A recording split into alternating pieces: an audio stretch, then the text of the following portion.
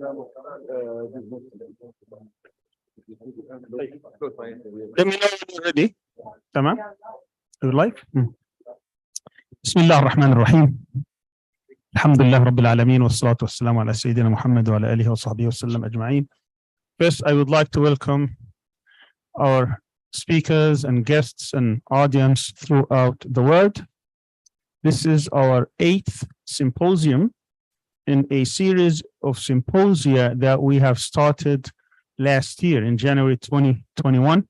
We started the series under the theme examining Islamic movements in politics and governance, critical evaluation and lessons learned. Our first symposium was, as I said, in January 2021. We started with Sudan. Then the next one was on Egypt, then Tunisia, then Iran. Then we had the 5th one, which was on Iraq, Jordan, Kuwait, the United Arab Emirates, and Saudi Arabia. The following one was on Libya, Algeria, and Morocco. And the 7th one was on Lebanon, Yemen, and Palestine. Today we resume the 8th symposium, and it will be the case of Turkey. We're going to focus on the politics or the domestic, economic, and foreign policies and performance of the AK party in Turkey. This symposium would be over 3 days with 6 sessions. The first session, which will start momentarily, will feature 3 speakers. In all, we have 18 distinguished and outstanding speakers that we hope to engage on this topic. The first session will be on background philosophy and theory. The second session later on this afternoon would be on domestic policies and performance. Tomorrow morning at 10 o'clock Istanbul time, we will examine socioeconomic policies and performance. And then tomorrow afternoon, we will discuss defense and national security policies and performance. And then on Sunday, the last day, session 5 would be on foreign policy. And the last session, session 6, would be on lessons learned and future horizons. Again, I would like to welcome our 3 distinguished speakers. The first would be Dr. Ömer KORKMAZ. I will introduce each one briefly. Dr. Ömer KORKMAZ works as an advisor to the Ministry of Education since 2018. He was also a senior advisor to the Prime Minister of Turkey between 2016 and 2018. And during that tenure of his work, he was focusing on foreign policy, Middle East, North Africa, Southeast Asia, and other issues related to Turkish foreign policy vis-a-vis the Arab world. He is also a member of the Board of Trustees of Waqf al-Aitam, the Orphans Waqfi, since 2017. And also he is a member of the board of the International Africa University in Sudan. He has a lot of expertise in many education institutions. His specialty is education and training of young people. He's also the founder of a Waqf regarding foreign students in Turkey since 1995. And as I said, he was also the Secretary General of IFSO, which is the International Islamic Federation of Muslim students around the world. He received his doctorate from Ankara University on comparative religions, and also his master's degree from the International Islamic University in 1992, and also his bachelor in 1990 from some international university in Islamabad, Pakistan. He has he's authored many books and research studies and written many articles and been a commentator throughout many media channels around the Middle East. Our second speaker, Dr. KORKMAZ, will talk about the historical background of the AK party since the split from Professor Erbakan's party, the different parties. Our second speaker is Dr. Nebi MİŞ. Dr. Nebi MİŞ is Associate Professor at Sakarya University in the Department of Political Science and Public Administration. He completed his undergraduate and graduate studies at Sakarya University in the Department of Political Science in 2003 and 2005, respectively, and received his doctorate degree in 2012 with a dissertation titled The Politics and Securitization in Turkey between 1923, the start of the Republic, and 2003. As a PhD student, he spent a year as a visiting researcher at the Katholieke Universiteit Leuven in Belgium. Dr. MİŞ studies political systems and institutions, political parties and elections, social structures and electoral behavior, democratization, the Kurdish question, civil-military relations, Turkey's security policy, Islamism, and democratization in the Middle East. He published many articles in domestic and international academic journals in English and Turkish. Dr. MİŞ is the co-author and editor of many books, including Democracy Watch, The Public Perception of the July 15 Coup Attempt, The Transformation of Turkey's Political Systems and the Presidency, 15 Years of the AK Party, Politics, Turkey's Presidential System, Model and Practices, and the AK Party and Turkey's Transformation. He currently teaches at the Department of Political Science and Public Administration at Sakarya University's School of Social Sciences and Middle East Institute in the same institution. He also serves concurrently as the Director of Political Research at the SETA Foundation. Dr. MİŞ will talk about the AK Party domestic philosophy or vision.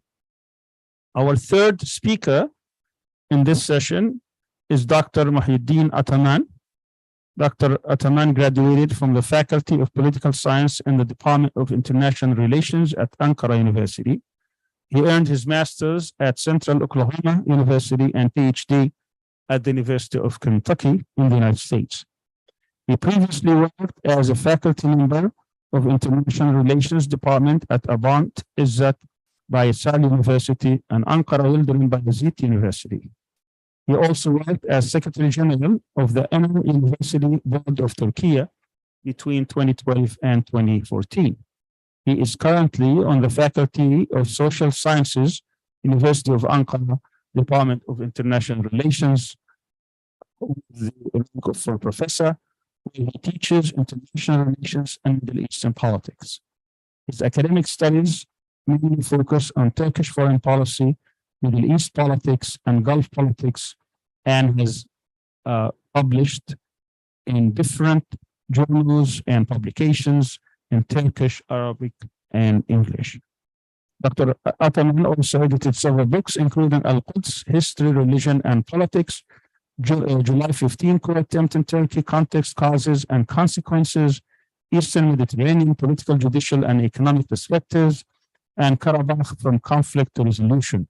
He's also the editor-in-chief of Inside Turkey, a journal published by the SETA Foundation, and the Middle East Annual, which is published by ORSAM, the Middle East Institute here in Turkey. I want to welcome all our three distinguished speakers. Dr. Ataman will speak about the AK Party foreign policy vision and philosophy. Each of our speakers will have approximately 25 to 30 minutes. Then we will engage into a discussion. Our first speaker will be speaking actually in Arabic. So this channel, if you're in this channel, that means you're in the right channel in English, but you could also see that we on our YouTube channel, www.youtube.com/CIGA Istanbul. We have 3 channels simultaneously being broadcast, Arabic, English, and Turkish. You could tune in to any one of them. Dr. KORKMAZ will speak in Arabic. Dr. MİŞ will speak in Turkish, but all of speeches will be, as I said, translated into the English channel. Thank you very much. Dr. KORKMAZ, the floor is yours.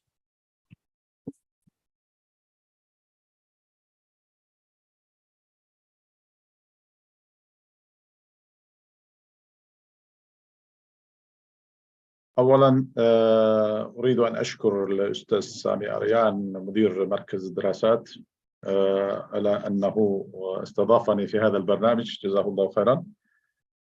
أنا أختصر الكلام بشكل سريع. أريد أن أقسم من كلمتي إلى ما قبل أربكان وعهد أربكان أو حقبة أربكان، وما بعد أربكان، والانتخابات القادمة بشكل سريع. ربما الأكثرية العظمى في هذه الأيام يريدون مني أن أركز على الانتخابات القادمة. سوف ألخص ما عندي عن الانتخابات أيضا، لكن بشكل عام أريد أن أقول تركيا المعاصرة ليست وليدة، هي من بقايا إمبراطورية الكبيرة ألا وهي الدولة العثمانية. هذه الدولة وهذه المنطقة التي كانت تحكم عليها الدولة العثمانية ليست منطقة سهلة تاريخيا، ليست منطقة سهلة. يعني مرت منها إمبراطوريات والدول والإثنيات والقوميات كثيرة في التاريخ. وبالتالي كما يقال هل جغرافيا القدر للبشرية؟ نعم، هذه الجغرافيا خاصة إسطنبول تاريخيا تدير المنطقة وتدير العالم. هذه طبيعة إسطنبول تاريخيا، حتى في عهد الروماني وبعد فتح الإسلامي إلى إسطنبول له دور كبير. ونحن نبث هذا البرنامج حتى من إسطنبول. إذن جغرافيا تفرض على أي دولة موجودة في المنطقة بعض المبادئ وبعض القضايا الإقليمية والدولية. لذلك يعني هذه الجغرافيا فرضت على تركيا وفرضت على الأتراك بعض المسؤوليات الإقليمية والدولية أيضا. طبعا قبل الإسلام الأتراك كانوا لديهم دور كبير في الدور الدولي والعالمي أيضا، وبعد الإسلام هذه القوة العظمى التركية لقوم التركي تحولت إلى شيء آخر، وأصبحت هذه القوة الضاربة في خدمة الإسلام في التاريخ. عندما انتقل الأتراك إلى أناضول، هذه المسؤولية المحلية والإقليمية والدولية أيضا بقيت على عاتق الأتراك، وبالتالي حصلت هناك صراعات كبيرة بين مسلمي الأتراك وبين الآخرين. لا شك حصلت هناك حروب صليبية والهجمات كثيرة. أنا لماذا أدخل بهذا المنطلق؟ لأننا ما وصلنا إلى تركيا بشكل سهل، أو لم نستطيع أن نحافظ، أو ما استطعنا أن نحافظ على هذا البلد بكل سهولة. وكلنا نعرف دخول تركيا في حرب العالمية الأولى وأخطاء الجسيمة التي ارتكبته الاتحاد والتركي وما إلى ذلك. لكن بشكل عام هذه المنطقة لها صعوباتها وصعوبة إدارتها. وتركيا الجديدة يعني استمرت أكثر من 3 عقود باسم الجمهورية بلا جمهور، يعني بمعنى من 23 إلى 50 تقريبا دولة جمهورية تركيا بلا جمهور، بمعنى هناك حزب واحد ولم يكن هناك تعددية سياسية. بعد 50 نحن دخلنا في التعددية السياسية لأسباب داخلية والخارجية، لكن دفعنا الفاتورة بإعدام رئيس الوزراء في تلك الفترة. لم يكن لاتجاه المحافظ أو الإسلامي لديهم صوت كبير في البرلمان أو في المجال السياسي. فأعطيكم مثالا كيف كانت تركيا. الحرب الدامية كانت تدور في أراضي الفلسطينية في تلك الفترة، والأتراك كانوا غائبون عن الساحة وكانوا لا يعرفون شيئا عن ما يجري في منطقة الشرق الأوسط في أراضي الفلسطينية. بعد الستينات أصبحت هناك انقلاب عسكري، وبعد ذلك في بداية السبعينات حصلت هناك شيء جديد في السياسة المحلية. في السياسة المحلية في تلك الفترة كانت منقسمة على قسمين: سياسة يمينية ويسارية. كما كانوا يلعبون مع الشعوب في كل مكان، الحركات اليمينية والحركات اليسارية، كانت هذه القصة مطبقة في تركيا أيضا، أي أحزاب اليمينية واليسارية. الذي خرب هذه اللعبة هو صعود نجم جديد في الساحة السياسية. هذا النجم هو الذي نور الشعب التركي. من هو هذا النجم؟ نجم الدين. يعني نجم الدين أي أربكان هو الذي غيرت المعادلة وقال للشعب التركي لا يوجد هناك يمين ولا يسار، كلها من معسكر واحد من اتجاه واحد، هذه اللعبة لن نسمح أن يعبثوا بالشعب التركي. في ذلك الوقت لم يكن معروف هذا الخطاب ولم يفهمه الشعب التركي، لكن بمرور الزمن فهمنا أن هذه فعلا أن هذه كانت لعبة خارجية فرضت علينا، وتصارعنا فيما بيننا لأسباب تافهة. والدليل على ذلك الذي كان يمثل اليمين في ذلك الوقت سليمان ديميرال، والذي كان يمثل اليسار أو حزب الشعب الجمهوري بقيادات مختلفة. قبل أن يموت سليمان ديميرال كأنه كان من حزب الشعب الجمهوري، أو كان يؤيد حزب الشعب الجمهوري ضد حزب العدالة والتنمية، وهذا يدل على أن هذه اللعبة يمينية ويسارية كانت فعلا لعبة، وظهرت حكمة أربكان بهذه السياسة المقبولة على الأقل لدينا. أربكان بعد أن ظهر في الساحة السياسية شارك في الحكومات متعددة، واستفاد من تجربة الأحزاب السياسية الأخرى، واستفاد من تجربة ألمانية التي كان فيها. أيضا استفاد من تجربة إدارة الدولة، كان نائب رئيس الوزراء وما إلى ذلك، لكن النظام السياسي في تلك الفترة لم يستطيع أن يتحمل وجود أربكان في الساحة السياسية، وعملوا انقلاب عسكري في الثمانينات. وهذا الانقلاب قبل كل شيء كان يستهدف أربكان، لأنهم في بيان السياسي للانقلاب العسكري قرأوا في بيان السياسي الذي أعلنوها أشاروا إلى أربكان، لأن أربكان كان قد عمل مظاهرة كبيرة جدا ضد إسرائيل في كونيا في الثمانينات. إذا نحن وصلنا إلى 80 بشكل سريع. بعد 80 حصلت أستاذ أربكان عن طريق غير مباشر أسس حزب الرفاه مع إخوانه، وفي فترة وجيزة خلال 5 سنوات أصبحت حزب الرفاه أيضا رقم صعب في الساحة التركية، لأن كان له جذور في الحقيقة في الساحة السياسية. وفي 91 حصل على بلديات، وفي 95 حصل على البلديات الكبرى مثل إسطنبول وأنقرة، وفي 96 أصبح حزب الأكبر 21% من أصوات تركيا. لكن النظام الموجود أو نسميه بعض الأطراف السياسية أو الدولة العميقة كما نسميه ما أرادت أن تعطي الحكم لأربكان، وأربكان لم يصطدم، مع أنه حزب الأول لكن لم يسلم له الحكم. هو أنا أتذكر طبعا أعطوا الحكومة لتانسو شيلار ومسعود يلباس في تلك الفترة. أنا أتذكر كلمة أربكان بشكل جيد، كان يقول شوفوا يعني هذه طبيعة أربكان، كان يقول أنا سوف أجلس وأكتسي قهوتي وأشهد المسرحية التي سوف يلعبون بها. فعلا هذه الحكومة بعد المسرحية بعد 3 أشهر سقطت، وهذه المرة سليمان ديميرال الذي كان لا يريد أربكان لكن اضطر أن يسلم الحكومة لأربكان، وتشكلت حكومة أربكان. طيب ما الذي حدث في أيام أربكان؟ حدثت هناك تغيرات كثيرة جدا في داخل تركيا وفي خارج تركيا. أهم الإنجازات التي أنجزها أربكان، أسس مجموعة الدول الثمانية The 8 countries، مجموعة الدول الثمانية معروفة متشكلة من مصر، إيران، ماليزيا، إندونيسيا، باكستان، تركيا وبنغلاديش. منهم من قال ما هذه المجموعة؟ هل أربكان يؤسس نادي للفقراء في مقابل نادي الأغنياء G7؟ هو أجاب على هذا السؤال وقال القوة الأساسية للمستهلك ليس للبائع. نحن سنشكل قوة استهلاكية ربما في البداية، لكن إلى أن ننتج، لكن نحن الذي سنقرر. فمثلا إذا بنيتم سوبر ماركت مول كبير في المنطقة والزبائن لا يشترون منه، ماذا يفعل؟ سيفلس. فعلا حدث هناك لقاءات كثيرة مع الدول العظمى، وهدفه الأساسي من مجموعة الدول الثمانية في الحقيقة أن يصل إلى دول أخرى مثل روسيا والصين وما إلى ذلك، حتى يجلس كما كان يقول نعمل مؤتمر المالطا الثاني الذي رسم خريطة العالم إداريا وشكلوا الأمم المتحدة وما إلى ذلك، وهذا النظام الدولي فيه ظلم لابد أن نراجع فيها.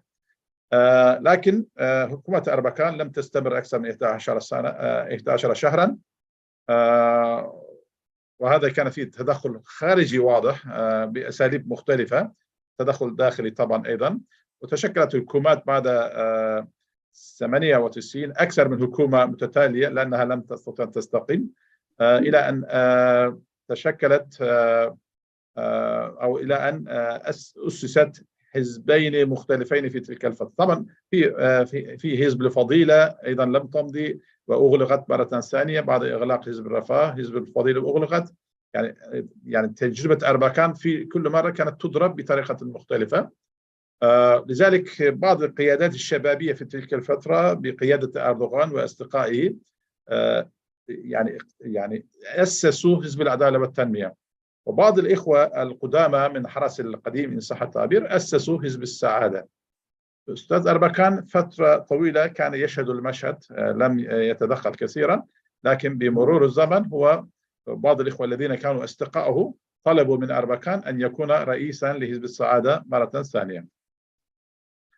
هذه الفترة، في تلك الفترة قبل أن يصبح أربكان رئيس حزب السعادة، طبعا أستاذ نومان كورتولموش هو كان يرأس حزب السعادة، لكن حصل بعض الأحداث داخلية، وأستاذ نومان كورتولموش أسس حزبا سياسية أخرى، وبعد ذلك انضم إلى حزب العدالة والتنمية إن صح التعبير، وأصبح نائب رئيس حزب العدالة والتنمية منذ تلك الفترة. لماذا ذكرت هذه الأحداث؟ لأن تركيا سياسيا متقلبة كما ترون، وتاريخيا متقلبة، جغرافيا متقلبة، وهذا أمر طبيعي لأن جغرافيا صعبة ولدينا تجارب مختلفة. هذه التجارب تتصادم في بعض الأحيان. وحزب العدالة والتنمية طبعا أخذ أصوات كثيرة جدا في المجتمع التركي في الوهلة الأولى، لأنه كان يجلس على قاعدة أربكانية إن صح التعبير، تجربة ملي جورش أو الرؤية الوطنية، حركة الرؤية الوطنية كما نسميها ملي جورش، وأخذ أصوات أكثر من 30% في تلك الفترة، وانتخابات الثانية أكثر، وفي انتخابات الثانية أكثر، لأن أردوغان كان معروف بخدماته الاجتماعية والشعبية في مدينة إسطنبول، في بلدية إسطنبول، ولذلك كان لديه قبول جماهيري. وفي الفترة الأولى كما قال أردوغان أنه لن يستطيع أن ينفذ أشياء كثيرة لأن البلد فيها كساد اقتصادي، كساد اجتماعي، وبالتالي في المرحلة القادمة سنفعل أشياء كثيرة، والشعب التركي لم يتخلى عنه، وبالتالي صوتوا مرة ثانية ومرة ثالثة. ولذلك سيد أردوغان قرر أن ينقل البلد إلى مرحلة رئاسية أو نظام رئاسي. حصلت هناك خلافات شديدة بين الأحزاب السياسية، لكن الشعب التركي صوت له أن يكون هذا البلد بلد في نظام رئاسي. في تلك الفترة طبعا أحمد داوطوغلو كلنا نعرف، أحمد داوطوغلو كان مستشار أردوغان، بعد ذلك وزير الخارجية لأردوغان، بعد ذلك أصبح رئيس الوزراء في عهد رئاسة أردوغان. لكن بعد أن تغير النظام الرئاسي في تركيا حصلت هناك بعض الحساسية سياسية، وسيد أحمد داوطوغلو الآن أسس حزبه، وأيضا علي باباجان الذي كان وزير المالية أيضا أسس حزبه المستقلة. لكن الناس كانوا يتوقعون أنهم كانوا سيتوحدون، لم يكن هناك توحد بين تفيد الصف بين أحمد داوطوغلو وعلي باباجان، وبالتالي هناك حزبين إن صح التعبير انشقا من حزب العدالة والتنمية. لا شك أن هذين الشخصيتين يعني شخصيتهما يعني تلمعت تحت ظل أردوغان في تلك الفترة، لكن عرفوا فيما بعد في المجتمع التركي بشكل كبير على أنهما ناجحان في عمل إداري. أستاذ داوطوغلو في رئاسة الوزراء، وأستاذ علي باباجان في الوزارة المالية. يعني انطلاقا من هذه التجربة الناجحة عندهم، الآن هم يظنون أنهم سوف ينجحون في إدارة الأحزاب السياسية، لكنهم لم يدخلوا في مكيال الشعب بعد. الشعب لم يزنهم بعد بأصواته الديمقراطية. فبالتالي الآن نحن في أمام حقبة جديدة، في تركيا، أي بمعنى انتخابات القادمة كل شيء سيتضح أمام الشعب التركي. لكن هذه المرة طبعا قبل أن أدخل إلى الانتخابات القادمة هناك ظاهرة أخرى لابد أن أشير إليه، ألا وهي ظاهرة الانقسامات أيضا موجودة في الأحزاب السياسية الأخرى. حزب الحركة القومية انقسمت أكثر من قسم. أولا انقسم على قسمين، حزب الاتحاد التركي الكبير، هذا بداية أول انقسام من حزب الحركة القومية، MHP يعني. الانقسام الثاني، هذه الانقسام كان أخطر وأصعب بالنسبة لحزب الحركة القومية، وهو حزب الجيد بقيادة أكشنر. هذا كان تقريبا 50%، أكثر من 50% عناصر حزب الحركة القومية خرجوا من الحزب وأسسوا حزبا آخر بعد أن جربوا تسليم القيادة الحزب في المؤتمر الكبرى، لم ينجحوا وذهبوا وأسسوا حزب آخر. نفس الانقسامات موجودة في الساحة السياسية في تركيا. في حزب الشعب الجمهوري لديهم يعني أشخاص رموز أساسية خرجوا من الحزب وأسسوا حزب البلد أو مملكة بارتيسي، وأسسوا أيضا أحزاب أخرى، ديمقراطيك سول، حزب اليساري الديمقراطي، كلهم خرجوا من هناك أحزاب أخرى صغيرة أيضا كلهم خرجوا من رحم حزب الشعب الجمهوري. وهناك أحزاب سياسية صغيرة متطرفة يسارية أيضا موجودة، كانوا من اتجاه حزب الشعب الجمهوري تاريخيا. إذن انقسامات سياسية موجودة بطبيعة هذا البلد، وفي طبيعة السياسة فيه انقسامات، فيه اتجاهات متعددة في داخل الاتجاهات متعددة. لكن الآن ننتقل إلى الانتخابات القادمة، وهي مهمة جدا، لأن هذا الانتخابات نحن نستطيع أن نقول انتخابات 100 سنة أو انتخابات مئوية إن صح التعبير، لأن تركيا كما كان يقول الأطراف الفكرية والثقافية 100 عام، نحن تجاوزنا 100 عام. هذا عام التركية في 100 عام، 100 عام القادم يعني قرن التركي. كل هذا الكلام كان يقال.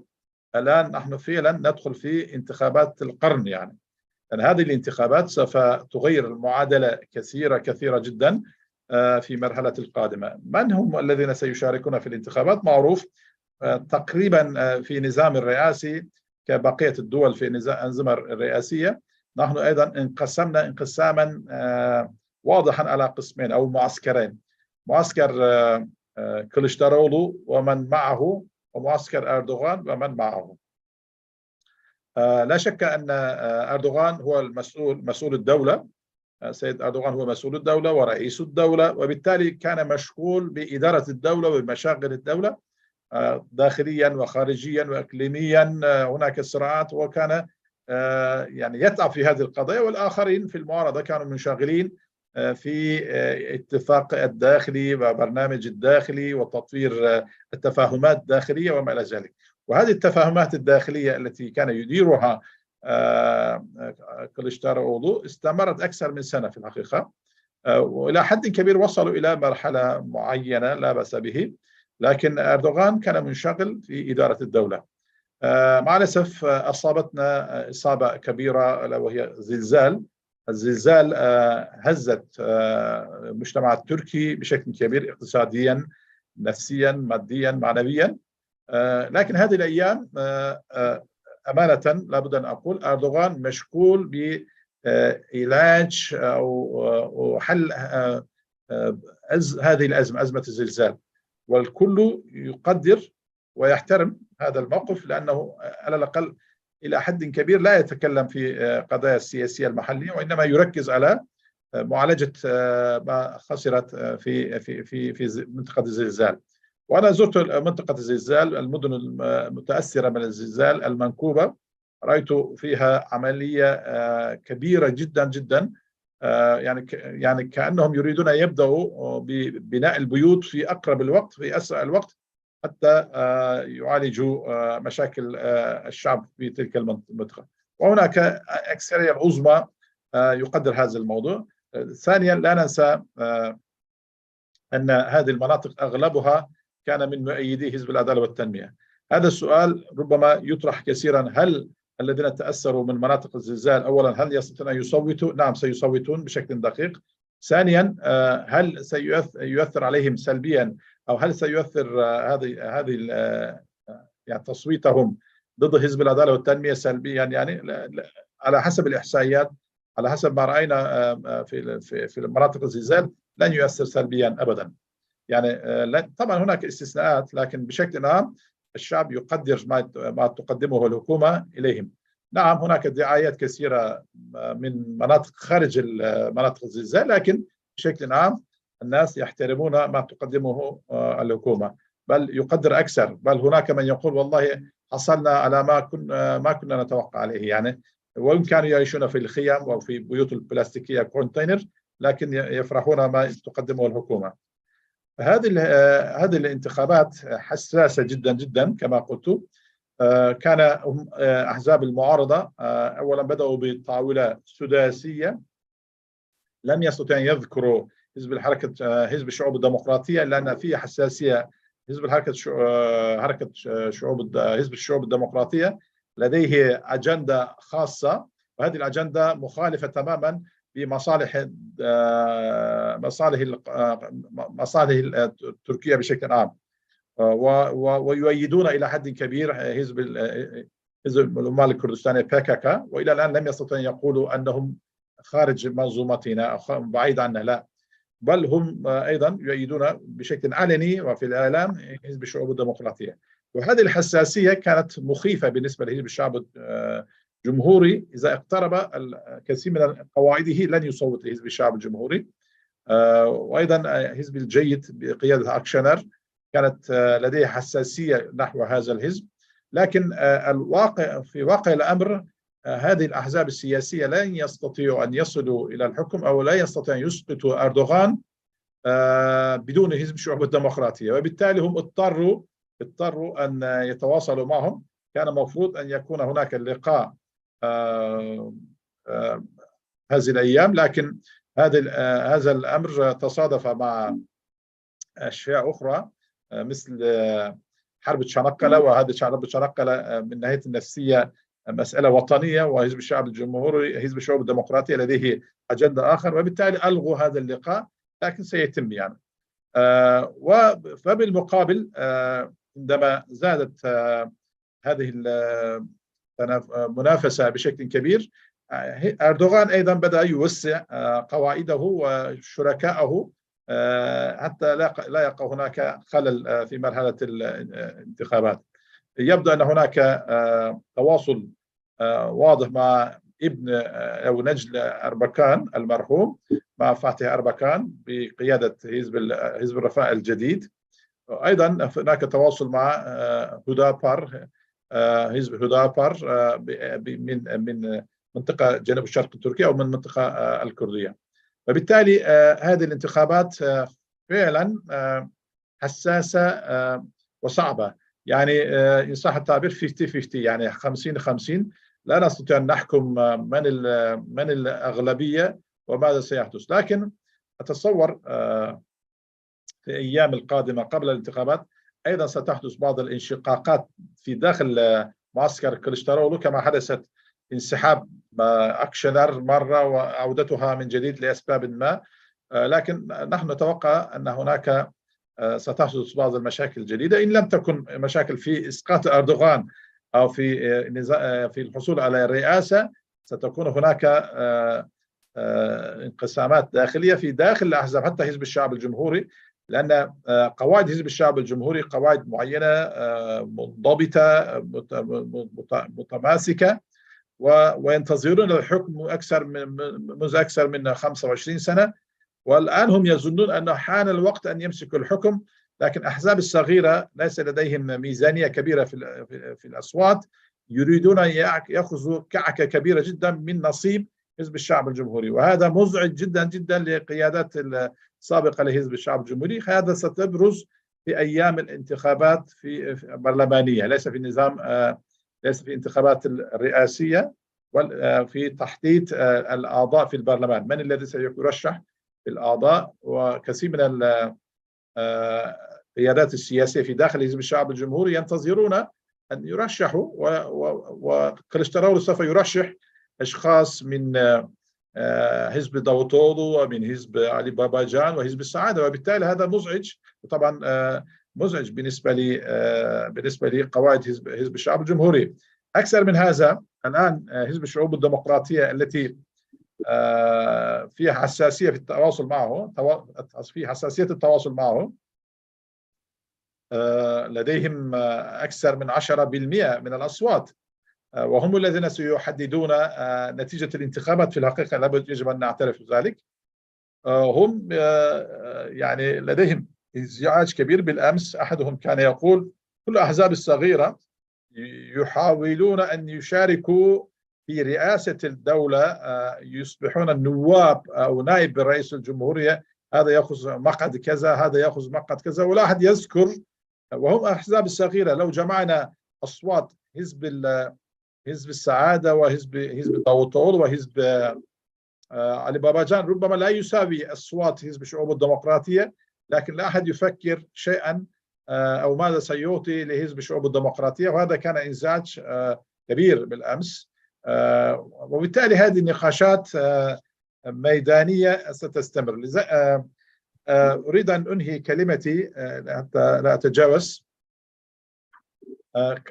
دخلت في مصطلح سياسي في تركيا ما نسمي بطاولة السداسية، لكن هذه الطاولة السداسية لا تستطيع أن تتغلب على أردوغان في الانتخابات القادمة. لذلك هم كل مرة يزيدون مجموعة جديدة أو أشخاص جديدة. هذه الطاولة السداسية الآن وصلت إلى طاولة تساعية، يعني 9 تساعية إن كان صحيح هذا التعبير، يعني تساعية. الآن أدخلوا في هذه الطاولة السداسية يعني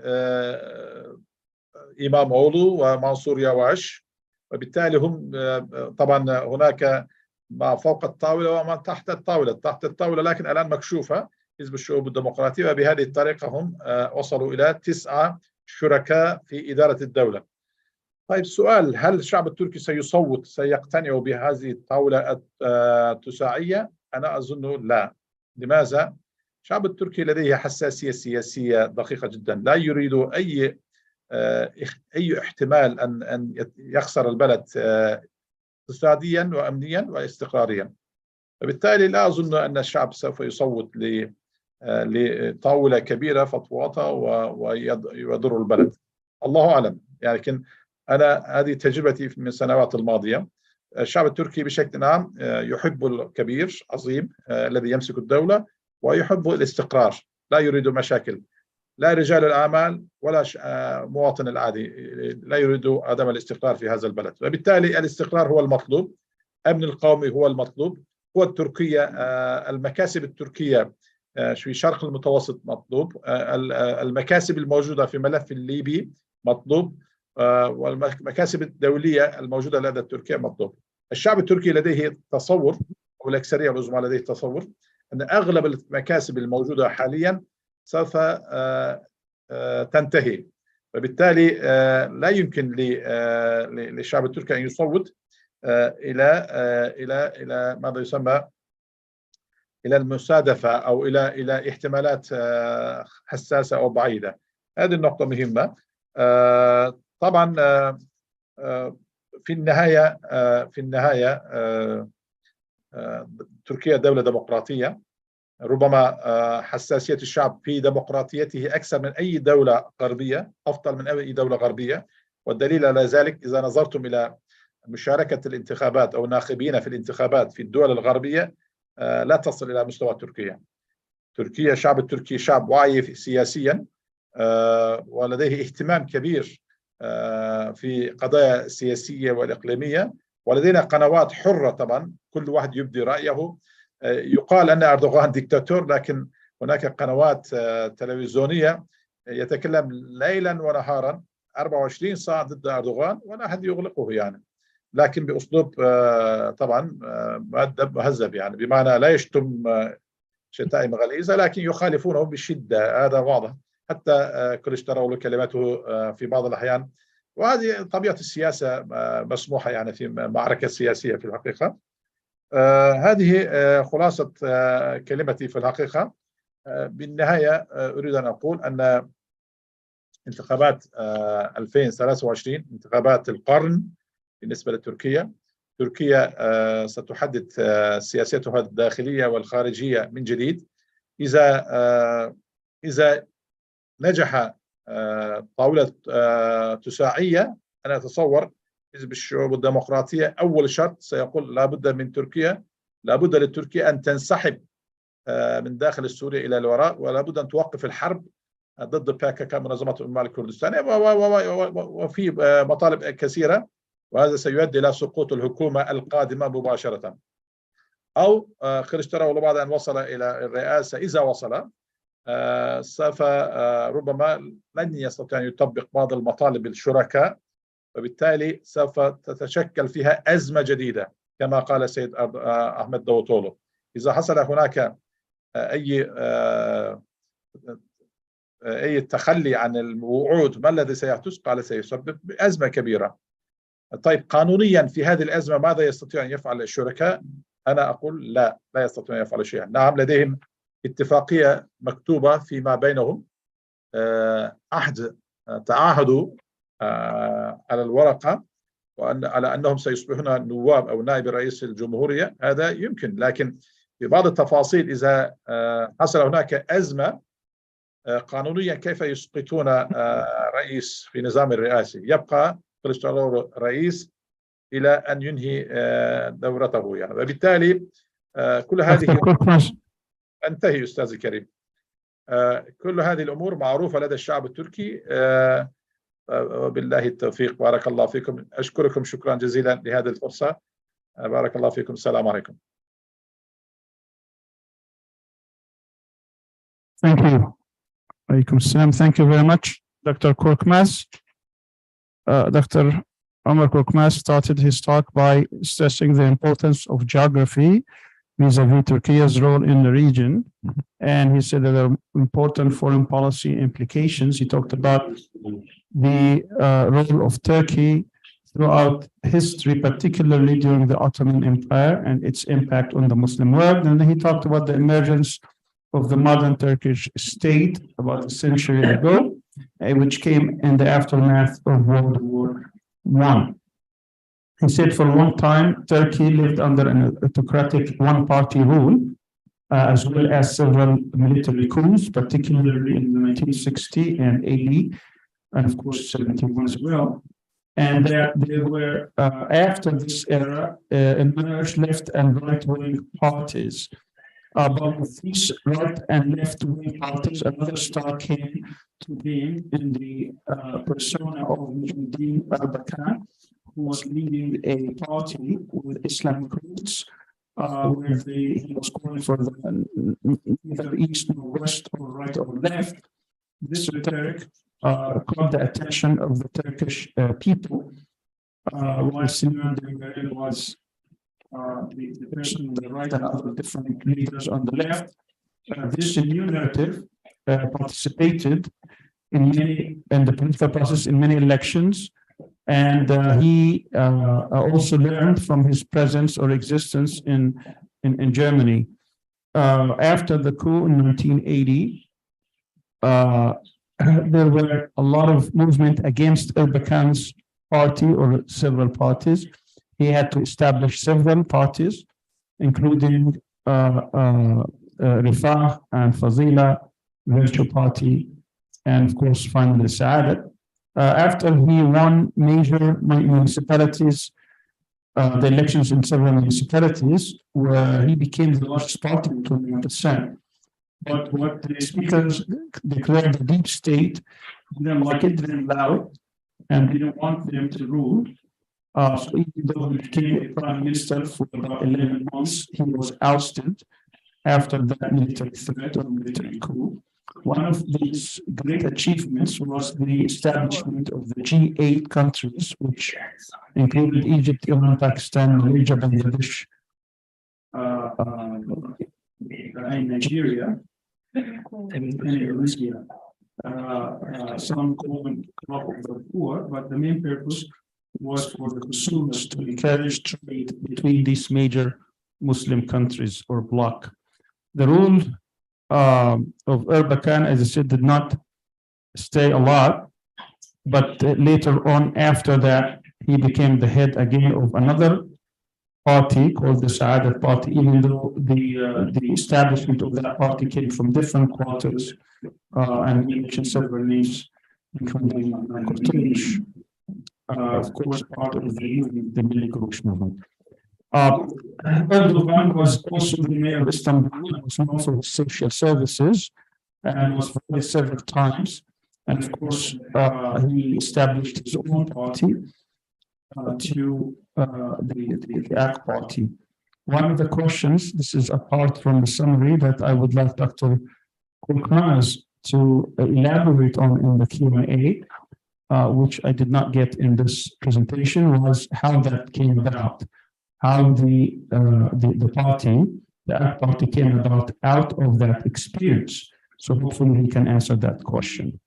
At any rate, there were several people involved in the establishment of the party, and of course, later on, even after successful elections, they defected. He mentioned Ahmed Dawood with his future party, and Ali Babajan. Both of them were former ministers, and he said that they have not been successful at the political level, even though they have been very successful at the ministerial level when they were leading figures within their own AK party, one in foreign policy, the other in economics. He talked also a little bit about the coming elections. He said there are two main alliances or coalitions. One is formed by the AK party and MHP, while the other, the sixth party or the sixth stable party, JHP, EU, Future Party, Democratic Party, Babajan, Saada Party, and smaller party, the Democracy Party. But these political divisions are part of the political landscape in Turkey. He talked about the impact of the earthquake, which certainly has shaken up the political landscape. And he said that the president is busy trying to deal with this crisis or disaster. And most of the affected areas, he said, were the heart of the AK party. Would that impact the elections? We have to wait and see. And even with the propaganda taking place, he does not think that it will. It will have, but the opposition, of course, is trying hard to criticize the performance of the government in order to impact the political elections. He said now the AK party is moving towards including other parties within the coalition, including the new Saada party by Erbakan's son Fatih, and another party also from the Kurdish region with Islamic roots. And it seems to him that right now it's split 50-50, but there's still a lot of time with possibilities of defections within the opposition, particularly within the EU party who are not happy. He also called it a nine-table party when he included the Imamoglu and Yavash, which JHP, at least on paper, and I think he also referring to the HDP or the Kurdish party. At any rate, his question was at the end, will people vote for one party? He doesn't think so. And people want to retain what they have achieved in the past 20 years. But he ended his speech by saying that Turkey is a democracy, is a democratic country, and people have the right to vote to whoever they like. And even though the opposition is trying or ganging up or coming together against Erdogan and calling him a dictator, you could see that there are many media outlets and other outlets that criticize him on a daily basis. The implication, there will be great implications for the opposition if the opposition wins both in foreign policy and domestic affairs, which may actually create a crisis in the country and also overseas. So this is a summary of Dr. KORKMAZ's presentation. and looking forward for the Q&A, and particularly on the question of the position from the Refah party into the AK party, that period, if he can elaborate a little bit. Our next speaker is Dr. Nebi MİŞ, and he will talk about the domestic policy and vision of the AK party. He will speak in Turkish, and you can also tune in to whatever channel you would like to hear his speech. Dr. MİŞ, you have 25 minutes. Teşekkür ediyorum Sayın Başkan. Hem bu sempozyumu düzenleyenlere, organizasyon komitesine, hem de CIGA'ya bu imkanı bana verdiği için teşekkür ediyorum. Şimdi ben konuşmamı aslında bir soru etrafında şekillendirmeye çalışacağım. O soru da şu: Türkiye'de AK Parti 2023 seçimleriyle birlikte, yani bu yıl itibariyle 21 yıldır iktidarda.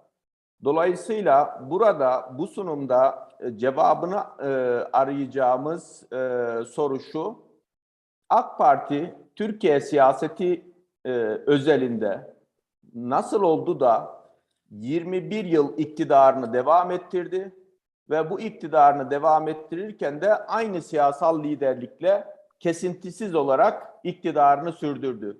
Şimdi böyle bir soruyla sunumuma başlarken aslında konuşmamı iki ana çerçeve üzerinde şekillendireceğim. Birincisi, AK Parti'nin Türkiye siyasetinde karşılık geldiği yeri biraz anlamaya ya da biraz netleştirmeye çalışacağım. İkincisi de AK Parti'nin uzun dönemli iktidarını mümkün kılan hususları belirli maddeler üzerinden netleştirmeye çalışacağım. Öncelikle şurasını tespit etmemiz lazım. AK Parti 21 yıldır iktidarda, iktidarını kesintisiz olarak sürdürüyor ve aynı zamanda da aynı siyasi liderle, Sayın Erdoğan liderliğinde demokratik seçimlerle iktidarını sürdürüyor. Bugüne kadar genel, yerel ve referandumlar olmak üzere 15 farklı seçimi arka arkaya kazanan bir parti ve bu seçimleri kazanırken de 2003 seçimlerinde ilk kazandığı seçimlerde aldığı oy oranının altına, yani %34.3 oy oranının altına hiçbir zaman düşmediğini söylememiz lazım. Ve girdiği seçimlerde, yani referandumlarda, Cumhurbaşkanlığı seçimlerinde ya da genel seçimlerde çoğu kere %50'lere yaklaşan, %50 oy oranını geçen bir parti. Diğer taraftan demokratik siyasal alanda rekabet ettiği siyasal partilerle karşılaştırdığımızda AK Parti bütün bu seçimlerde ve iktidarı boyunca kendisine en yakın rakip olan Cumhuriyet Halk Partisi ile arasındaki oy oranını sürekli koruyan bir parti. Ve ikinci parti ile arasındaki oy farkı da hemen hemen bütün seçimlerde neredeyse 2 katından fazla.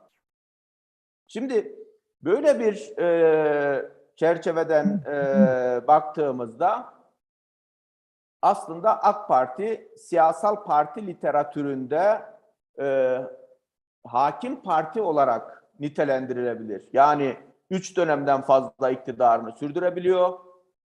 En yakın rakibiyle arasındaki oy oranını bütün seçimlerde koruyabiliyor ve parlamento seçimlerinde de elde ettiği sandalye bakımından da en yakın partiyle arasındaki o sandalye sayısını neredeyse iki katı ya da 2 katından fazla şekilde koruyabiliyor.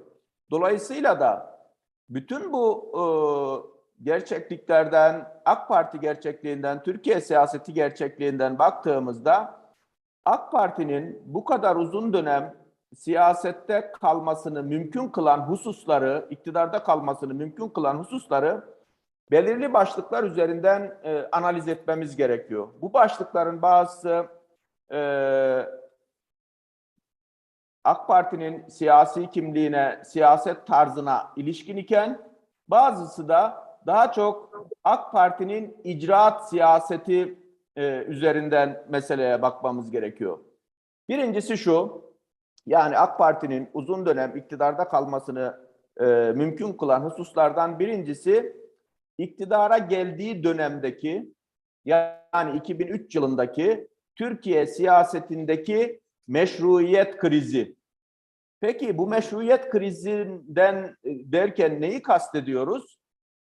Özellikle AK Parti'nin iktidara geldiği dönemden önce Türkiye siyaseti askeri darbelerle, vesayetçi yapıların siyasete etkisiyle, organize çıkar gruplarının siyasete sürekli müdahalesiyle kırılgan bir hale gelmiş ve 1989 seçimlerinden itibaren yapılan her seçimde farklı bir parti Türkiye siyasetinde birinci parti olarak çıkmıştı. Yani AK Parti'ye gelinen dönemde 1989'dan itibaren her girilen seçimde farklı bir siyasal parti birinci parti olarak çıkmış ve bu süreçte de hiçbir parti tek başına iktidarı kuracak oy çoğunluğuna ulaşamamıştır. Ve Türkiye tutarsız diyebileceğimiz koalisyonlarla yönetilmiş ve bu tutarsız koalisyonların neticesinde de hükümetlerin ömrü uzun olamamıştır. Bu meşruiyet krizinde yine en önemli nedenlerden birisi 1997 yılındaki 28 Şubat postmodern darbesiyle birlikte Türkiye'deki muhafazakar mütedeyyin toplum kesimlerinin temsilcilerine, işte Refah Partisi'ne ve bu toplum kesimlerinin değer dünyasına yönelik olarak bir toplumsal çatışma iklimini oluşturacak, siyaseti krizli hale getirecek müdahalelerin sürekliliğiydi. Dolayısıyla da özellikle 2003'e gelinen dönemde Türkiye koalisyonlarla yönetiliyordu. Aynı zamanda 1999 depreminin ekonomik, siyasi ve toplumsal etkileri de bu siyasal alandaki meşruiyeti derinleştiriyordu. Bu açıdan baktığımızda gerçekten toplumun mevcut siyasi partilere yönelik olarak güveni aşınmıştı. Yani hem iktidardaki olan partilere hem de muhalefet partilerine yönelik olarak toplumun bir güvensizlik hali ve bu güvensizliğin neticesinde de bu partilere yönelik olarak da bir tepkinin oluştuğunu söylememiz lazım. Şimdi bu siyasetin krizli halinden farklı olarak toplumda ise özellikle 1990'lardan itibaren siyasi talepler canlanmış, kimlik bağlamındaki talepler artmış ve toplumun farklı kesimlerinin hem mevcut düzene, hem vesayet düzene, hem siyasal partilere, hem de Türkiye siyasal kültürü içerisindeki tartışmalara, eleştirilere yoğun olarak katıldığını da görmüş olmamız lazım. Yani bu anlamda da gerçekten toplumdaki o siyasal taleplerin farklılaştığı, farklı konular üzerinden de şekillendiğini belirtmemiz gerekiyor. Dolayısıyla AK Parti'nin iktidara gelmesi ve iktidarını sürdürmesindeki en önemli nedenlerden birisi seçmenin siyaseti, siyasal partileri karşılaştırabilme imkanıydı. Dolayısıyla bu başlık üzerinde kuşkusuz Sayın Erdoğan'ın benden önceki konuşmada değinildiği için ben hızlı geçeceğim. 1994 yerel seçimlerinde İstanbul'da belediye başkanlığını kazanması, burada üretmiş olduğu o siyaset tarzı, hizmet siyaseti ve kalkınmayla ilgili tecrübesinin aynı zamanda AK Parti'nin o kuruluş sürecine aksettirilmesini de o kuruluş dönemi üzerinden değerlendirilebiliriz.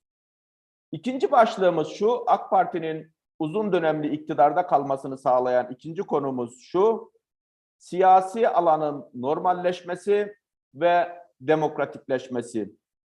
Şimdi AK Parti iktidara geldiğinde gerçekten AK Parti'nin içinden çıktığı siyasi harekete, milli görüş hareketine, milli görüş partilerine yönelik olarak Türkiye'de vesayetçi yapılar, belirli seküler toplum kesimleri hem bir kuşku oluşturmaya hem de bu partinin uzun dönemli iktidarda kalmasını engellemeye yönelik olarak farklı kriz siyasetlerini üretmeye çalıştılar. Yani 1990'lardaki o parçalı, kırılgan siyasal alanı devam ettirmeye yönelik olarak bir taraftan mahkemeleri, Anayasa Mahkemesi'ni ve diğer mahkemeleri devreye sokarak, bir taraftan özellikle vesayetçi yapıların tekrar harekete geçirmeye çalışarak, buraya medyayı da eklememiz lazım. O AK Parti'nin iktidarda siyaset üretmesini engellemeye yönelik girişimlerde bulundular. AK Parti ise bu girişimlere karşı öncelikle kronikleşmiş toplumsal ve siyasal uzlaşı gerektiren konuları zamana yaydı. Toplumun acil ihtiyaçları olan ekonomik meseleler gibi, aynı zamanda eğitim, sağlık, altyapı gibi taleplerini, ihtiyaçlarını giderecek acil eylem planlarına odaklandı. Yani kronikleşmiş sorunları sonraya bıraktı çözümünü, ama acil eylem planlarıyla toplumun o acil ihtiyaçlarını çözmeye çalıştı. Dolayısıyla da siyasal alanın normalleşmesi ve demokratikleşmesiyle ilgili süreci zamana yayarak dönüştürmeye çalıştı. Bu bağlamda da karşısına çıkarılan bütün krizleri bir taraftan seçimlerde elde ettiği başarılarla etkisiz hale getirmeye çalışırken, kronikleşmiş, uzun süredir Türkiye siyasetinde çözülemeyen sorunların da birçoğunu referanduma giderek halkın desteğini alarak çözmeye çalıştı. Yani her seçimde oyunu artırdığı için karşısına çıkarılan o direnç siyasetlerini, kriz siyasetlerini bir şekilde toplumsal destekle çözmeye çalıştı. Burada siyasi alanın normalleşmesi ve demokratikleştirilmesinde kendisi dönüşürken zaman içerisinde aynı zamanda da kendisiyle rekabet eden siyasal partileri de dönüşüme zorladı. Yani bugün mesela 21 yıllık iktidarın sonucuna geldiğimizde, bu dönemi birlikte değerlendirdiğimizde 2002'lerin başında AK Parti'nin ilk iktidar döneminde hala darbelerden medet uman, vesayetçi yapılardan medet uman siyasi yapılar, siyasi partiler bugün aynı siyaseti üretemiyorlar. Hemen hemen en azından söylemde, görünüşte partilerin büyük çoğunluğunun darbecilerle arasına toplum önünde mesafe koyduğunu söylememiz lazım. Ya da 2002 yılından itibaren neredeyse 2013-2014 yıllarına kadar Türkiye'nin önemli meselelerinden birisi olan kamuda başörtüsü yasağı sorunuyla ilgili bugün hiçbir parti açıktan toplum önünde mesela bu yasağın kamusal alanda tekrar yasaklanmasını savunamıyor. Bu açıdan baktığımızda gerçekten AK Parti Türkiye siyasetinde kendisini dönüşürken, toplumdaki dönüşüme göre siyasetini güncellerken, aynı zamanda da diğer siyasi partileri de, o siyasi partilerin elitlerini de, destekçilerini de dönüşüme zorlamıştır. Bu açıdan baktığımızda AK Parti vesayetle mücadele ederek, demokratik alanı genişleterek siyasi alanı normalleştirmiştir. İkinci başka bir önemli başlık AK Parti'nin uzun dönemli iktidarında taban eğilimlerini önceleme ve grup çıkarlarını uzlaştırabilme becerisidir. Bu ne demektir? Toplumsal sosyolojiyi önceleme, farklı grup çıkarlarını önceleme, uzlaştırma. Türkiye siyasetinde AK Parti gerçekten belirli bir toplum kesimini merkeze alarak siyaset ürettiğini öncelikle söylememiz lazım. Bu da çok genel bir ifadeyle daha çok muhafazakar, mütedeyyin toplum kesimlerinin önceleyerek, hatta siyasetini bu ana damar üzerine inşa ederek siyasal hayatını devam ettirmiştir. Ama sadece belirli bir tabanla da sınırlı kalmamıştır. Bu 21 yıllık iktidarı dönemine baktığınızda toplumsal sosyolojinin taleplerini, endişelerini ve siyasetten beklentilerini iyi analiz etmiş, iyi görmüş ve bunun üzerinden siyasetini konjonktürel değişimlere göre, yani hem Türkiye içerisindeki hem uluslararası küresel alandaki değişimlere göre güncelleyebilmiştir. Ve bu siyasetini güncelleyebilme becerisi de farklı dönemlerde farklı toplum kesimlerinden destek almayı da beraberinde getirmiştir. Örneğin iktidarının ilk iki periyodunda, ilk iki döneminde, yani kabaca 2012-2013 yıllarına kadar AK Parti'nin liberallerden, yani muhafazakar mütedeyyin gruplara ek olarak liberallerden, hatta sol eğilime sahip olan seçmen gruplarından oy alabildiğini söylememiz lazım.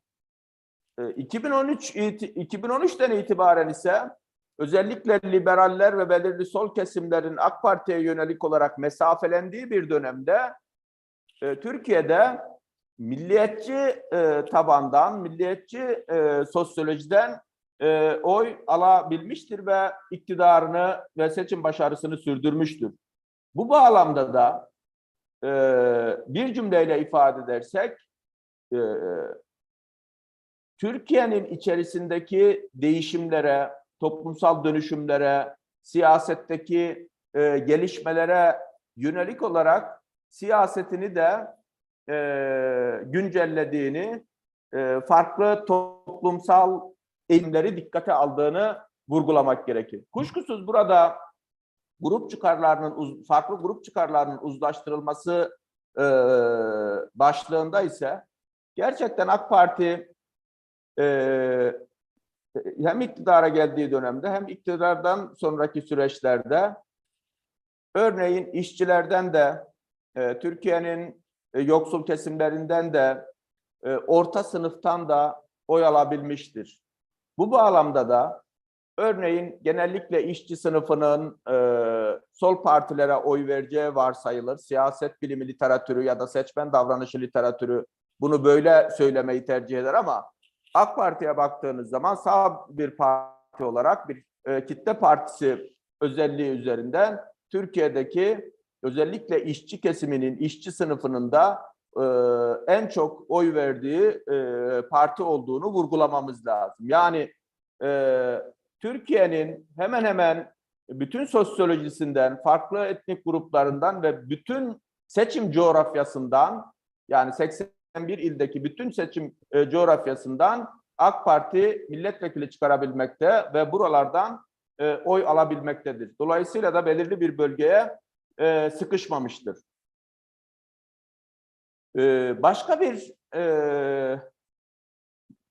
başlık, AK Parti'nin bütün iktidarı boyunca reform siyasetini öncelemesi ve bu reform siyasetini sürdürebilmesidir iktidarını devam ettirmesindeki unsurlardan birisi. Peki ne demektir reform siyasetini önceleme ve devam ettirme? Bugün için AK Parti'ye muhalif çevreler AK Parti'yi iki dönem üzerinden değerlendiriyorlar. Genellikle 2013'e kadar olan dönemde işte demokrasiyi genişleten, reform siyasetine ağırlık veren bir partiyken 2013'ten itibaren bu başlıklardan vazgeçtiği gibi bir söylem üretiliyor ama ben buna katılmıyorum. Çünkü AK Parti'nin reform siyasetini iki başlıkla değerlendirmek gerekiyor. 2013 yılına kadar olan dönem dönüştürücü reformlar, 2013 ya da kabaca 2014-2015'te diyebiliriz.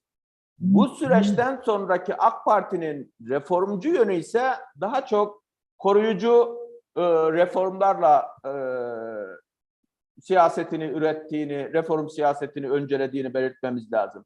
Peki dönüştürücü reformlar nedir?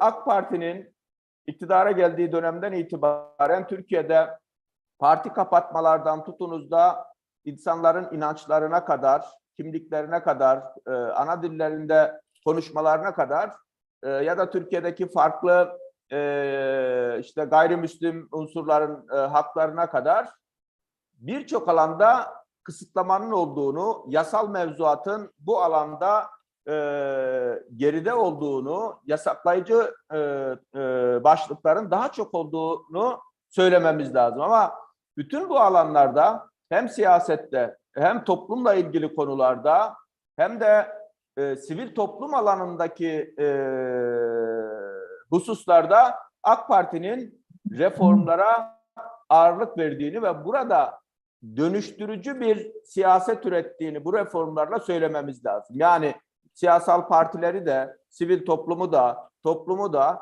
demokratik anlamda dönüştürücü reformlar ürettiğini söylememiz lazım. Yani hem yasal engellerin kaldırılması, hem yasaların daha demokratik hale getirilmesi hem de kurumların bu reformlarla dönüştürüldüğünü belirtmemiz gerekiyor. Peki 2013, 14, 15'ten sonra ne oldu?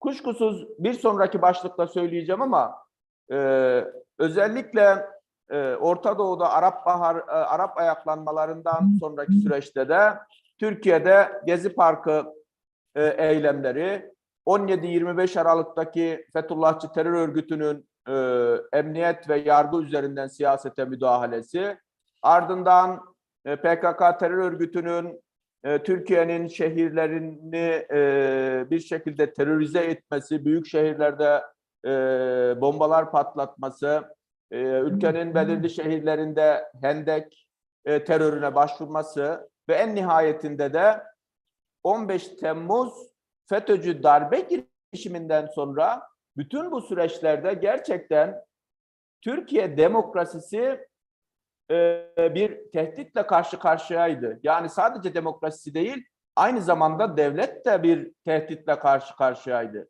Yani bütün bu darbe girişimleri, krizler devletin kurumsal yapısını çökertmeye ve aynı zamanda da o güne kadar hem AK Parti iktidarı döneminde hem öncesi dönemde bir kazanım olarak değerlendirebileceğimiz demokratik gelişmeleri geri götürmeye yönelik hamleler olarak görmemiz lazım.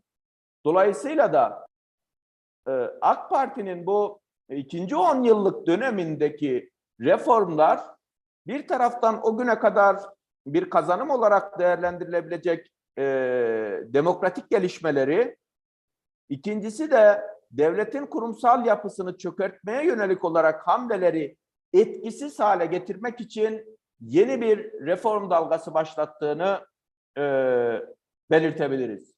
Bu reform dalgasının en önemlilerinden birisi güvenlik bürokrasisinin yeniden yapılanması. Özellikle FETÖ'cülerin devletten arındırılmasından sonra devletin o kurumsal yapısındaki iyileştirmeler ve aynı zamanda da siyasal sistemini dönüştürerek devleti yeniden yapılandıran girişimlerini dönüştürücü reformlar olarak bahsedebiliriz. Dolayısıyla da AK Parti'nin bütün o iktidar serencamına baktığımızda reform siyasetine her dönemde ağırlık verdiğini vurgulayabiliriz. Diğer bir başlık, yani AK Parti'nin iktidarını sürdürmesini sağlayan başka bir başlığımız ise kriz çözme becerisi. Bu süreçteki kriz çözme becerisindeki uyguladığı pragmatik siyaset ve aynı zamanda da siyasal öğrenme. Şimdi kriz çözme becerisi şu demek. AK Parti iktidara gelmesinden itibaren sıralarsak işte Cumhuriyet mitingleri, partisine kapatma davası, partisinin ağırlıkta iktidarda olduğu bir dönemde mecliste Cumhurbaşkanı seçebilecek bir sayıya ulaşmasına rağmen Cumhurbaşkanını seçtirmeme krizi, 2007'deki kendisine karşı girişilen muhtıra, sonraki süreçte Gezi Parkı şiddet eylemleri, yine devletin kurumsal kapasitesini çökertmeye yönelik olarak hem Milli İstihbarat Teşkilatı Başkanı'na yönelik olarak hem MİT tırlarına yönelik olarak FETÖ'cülerin kumpasları, 17-25 Aralık FETÖ'cü darbe girişimi, ardından Türkiye'nin çoklu terör örgütleriyle mücadele etme zorunluluğu ve PKK'nın şehirleri terörize etmesi, 15 Temmuz FETÖ'cü darbe girişimi gibi bütün süreçler aslında büyük krizler olarak, siyasetin önündeki büyük krizler olarak görmek gerekiyor. Sadece bunlar değil, doğal afetlerden tutunuz da dış politikadaki... Dr. MİŞ, you have 5 minutes. Can you hear me, Dr. MİŞ? You have 5 minutes to wrap up. Ya da özellikle hemen sınırının ötesindeki krizler, mülteci meselesi gibi bütün bu sorunlara AK Parti hem bu krizleri çözdü, hem bu krizlerden her çözdüğü krizde siyasal öğrenmesini geliştirerek bir sonraki kriz için hem siyaseti, hem devleti, hem de kurumları daha dirençli hale getirdi. Dolayısıyla da bu kriz çözme becerisi AK Parti'nin iktidarını sürdürmesindeki önemli başlıklardan birisi. Hızlıca diğer başlıkları sayıp bitirmem gerekiyor çünkü son 5 dakikam. Diğer bir başlık AK Parti'nin seçmenden desteğini sürekli artırarak yoluna devam etmesini sağlayan diğer bir unsur, başarılı kalkınma siyaseti, hizmet siyaseti ve sosyal politikalara ilişkin olarak geliştirdiği siyasettir. Yani bugün Türkiye altyapısından tutun da üst yapısına kadar hemen hemen bütün alanlarda çok önemli atılımlar gerçekleştirmiş. Hizmet siyasetiyle ilgili eğitimden sağlığa, ulaşımdan başka birçok başlığa kadar toplumsal memnuniyetin yüksek olduğu politikalar üretmiş. Aynı zamanda da toplumun dezavantajlı gruplarına yönelik olarak sosyal politikaların başlığını, içeriğini ve bu alandaki destekleri gerçekten hem sayısal olarak hem içerik olarak artırmıştır. AK Parti'nin uzun dönem iktidarını sağlayan bütün bu unsurların da gerçekleşmesini mümkün kılan en önemli başlıklardan birisi, onu bilerek en sona bıraktım, siyasal liderliktir. Yani Sayın Erdoğan'ın Türkiye siyasetinde üretmiş olduğu liderlik tarzı, siyaset tarzı, toplumla arasına kurduğu bağ, AK Parti'nin gerçekten bu 21 yıllık iktidarını açıklamada en önemli unsurlardan birisi olduğunu söylememiz lazım. Yani bir cümleyle özetlersek, özellikle seçmenlerin siyasi liderlik etrafında birleşmeleri AK Parti'nin seçim başarısında etkilidir. Bütün bunların ötesinde AK Parti'nin başarılı dış politika pratiklerini bu başlığa ekleyebiliriz. Türkiye siyasetindeki diğer siyasal partilerden daha iyi alternatif politikaları toplumun önüne koymasını yine bu unsurlara ekleyebiliriz. Ama ben burada Bu sunumda AK Parti'nin uzun dönemli iktidarını gerektiren hususları böylece belirtmiş olayım. Belki soru gelirse biraz gelecek vizyonuna ilişkin olarak da bazı hususların altını çizebilirim. Dinlediğiniz için, dinleme zahmetini gösterdiğiniz için teşekkür ediyorum. Thank you very much, Dr. Nebi MİŞ. Dr. MİŞ talked about the domestic vision and policy. He asked two questions at the beginning about how the AK Party took and retained power. There were two aspects that he wanted to answer: the plight of the AK Party in Turkish politics and how it stayed in power for 21 or more years. He gave an observation that the AK Party has more than double the vote with its nearest opposition, and they were able to stay in power since 2003 in the midst of many crises. He said Turkish politics was fragile, especially after the 1998 elections, and also in the wake of the 1999 earthquake, which also had economical and disastrous consequences. By 2003, the trust was broken between the people and the government, and there were political demands. These political demands increased, demanding change, which in Turkish political culture, voters could push for change, and that's what actually happened when the AK Party was victorious in those elections. And they also brought in Erdoğan had a track record after his 1994 victory in the Istanbul municipal elections. Through its 20 years, it had many accomplishments in healthcare, construction, transportation, and others, while the opposition is trying to argue for an authoritarian rule that has stayed for over 21 years.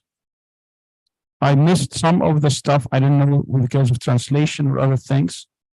What I understood is that the AK Party engaged in reforms which are sustainable. There were two periods, perhaps from 2003, 2013, when the Arab Spring brought about some changes, political changes, as a result of the Gezi Park protest or the PKK operations. There was another phase after 2013 until now. They also talked briefly about the impact of the coup attempt in 2016 and the crisis it has engendered. And he said the AK Party assessed the political developments as a result of this coup, and they ended up with having a new form of government. I think he meant the presidential system. He also talked a bit about the ousting of the FETÖ supporters from the government and how that consolidated the power within the government of the AK Party. He also talked about the crisis management ability of the party and its ability to enhance its accomplishments in many aspects. And he mentioned immigration as an example. The AK Party has increased its voting bloc in the last 2 decades. He attributed the success to its relationship with the voters in many spheres: diplomatic, foreign policy, social, economic policies, and so on.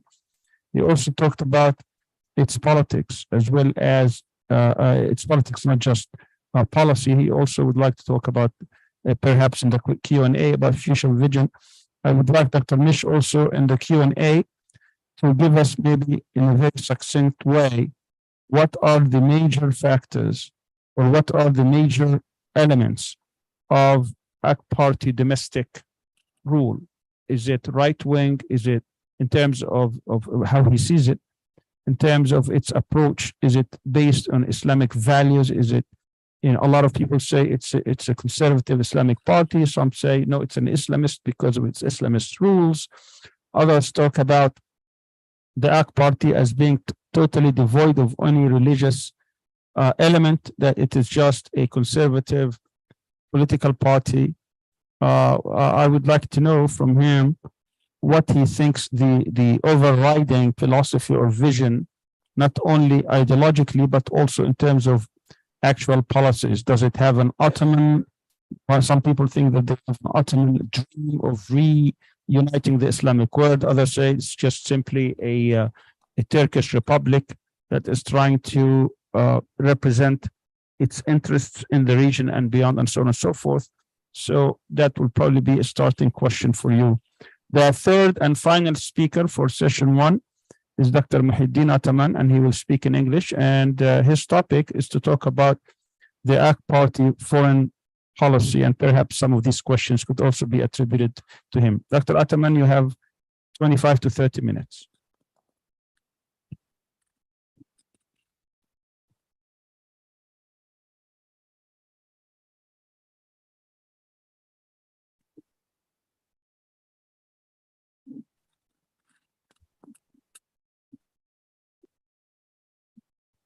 Okay, I don't think we can hear him. Is that because of the room or because you are muted?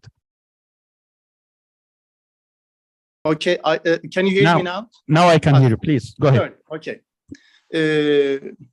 First of all, I also want to thank Dr. Sami Al-Arian, the head of CIGA, and Istanbul Sabahattin Zaim University for organizing this timely event. Yeah, I will try to lay down the main principles and the main foreign policy vision of AK Party governments and his leader, Recep Tayyip Erdoğan. When scholars of political science, they try to analyze, to understand foreign policy, some of them, they exclusively focus on systemic factors. Some of them focus on domestic factors. Some they integrate, that is, they take this both settings into consideration. However, I will try to focus on, that is, from my perspective, not only external and domestic settings, but also the bridging context, which is known as transnational context, is also quite meaningful for shaping, determining foreign policy of any country. That is the point that I want trying to make is foreign policy continuity and change is mainly determined by systemic, transnational, and domestic factors. However, to me, domestic factors are much more significant in shaping foreign policy continuity and change than transnational and systemic ones. When I look at the domestic setting, the most important parameter to me is, especially for countries such as Turkey and many non-Western countries, it's the leadership group and the state identity defined by them. This is the most important parameter determining foreign policy continuity and change and the foreign policy orientation of the state. For instance, the latest transformation, restructuring in Turkish foreign policy is a direct result of the AK Party government and the perspective, the vision of its leader Recep Tayyip Erdoğan. However, some significant regional and transnational developments also contributed to this. For instance, Recep Tayyip Erdoğan came to power immediately after September 11, which has changed the course of events, especially in the Middle East. The Middle Eastern perspective of the West has changed dramatically. Later on in 2011, when after the eruption of the Arab insurgencies and revolutions in the Arab world and the Middle East, then Turkey had to redesign its foreign policy orientation. But still, it was the mastermind and the most important factor was behind all this transformation was the leadership of Recep Tayyip Erdoğan and the governments of AK Party. Okay, so to put it in a simple way, to me, the most significant characteristics of the current transformation in Turkish foreign policy is that Recep Tayyip Erdoğan and his governments try to achieve a higher level of independence and autonomy in foreign policy, in Turkish foreign policy. So it's a quest for independence and Ankara-centered foreign policy understanding. It's an attempt to establish, that is for the midterm and for the long term, to establish a Turkish axis today in today's polarizing world system.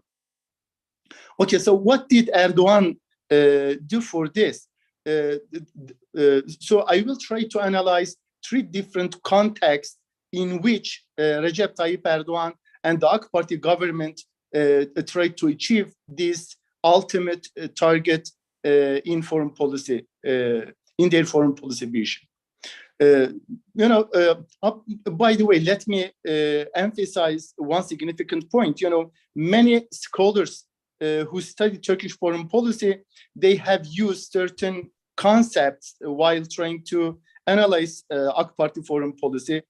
Some claim that during the first year, during the first decade of its rule, it was largely a trading state. Many Western, especially Western scholars, they have tried to describe the transformation in Turkish foreign policy as a shift of axis that is abandoning its Western-oriented understanding and try to turn its back on the West and try to open or to initiate a new understanding in its orientation. So the concept that I have used, that is, it's not neither the trading state nor a shift of axis. In one sense, indirectly, it may end up with a shift of axis, but the ultimate target of Recep Tayyip Erdoğan is not otherization of the West or any other country or group of countries. It's an attempt to try to achieve independence and a higher degree of autonomy in Turkish foreign policy. So indirectly, it may end up with a change of axis in Turkish foreign policy. So I will try to analyze this perspective, this vision within three different contexts. I will start with the more narrower one, that is the domestic one, then to regional, and then to the global context. When we look at the global context, when we look at the national context, we see that there are certain significant developments initiated and achieved by Recep Tayyip Erdoğan. First one, the AK Party governments have achieved a high degree of normalization in domestic politics. Why do I mean by this normalization? It's mainly the reconciliation of state institutions with Turkey's civilization, Turkey's history, its culture, and maybe more importantly, with its own population. That is, until very recently, the civilization, history, culture, and the people of Turkey was largely authorized by the state institutions. So when I mean normalization, AK Party has changed this. And accordingly, it has developed a new state identity, and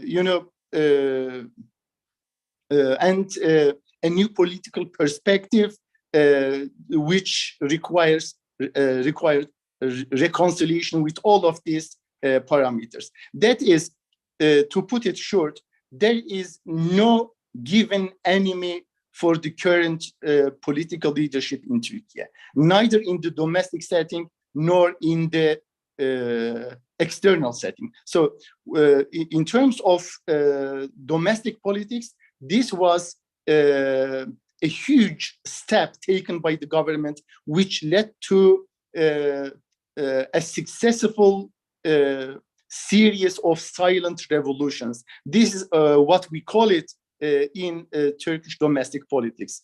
Many significant steps were taken regarding state's policy towards minorities, for instance, towards non-Muslims, towards the Kurdish people, towards the Alevites, etc., etc. So religious, ethnic, or whatever it is, the differences and diversity was adopted with this new political perspective.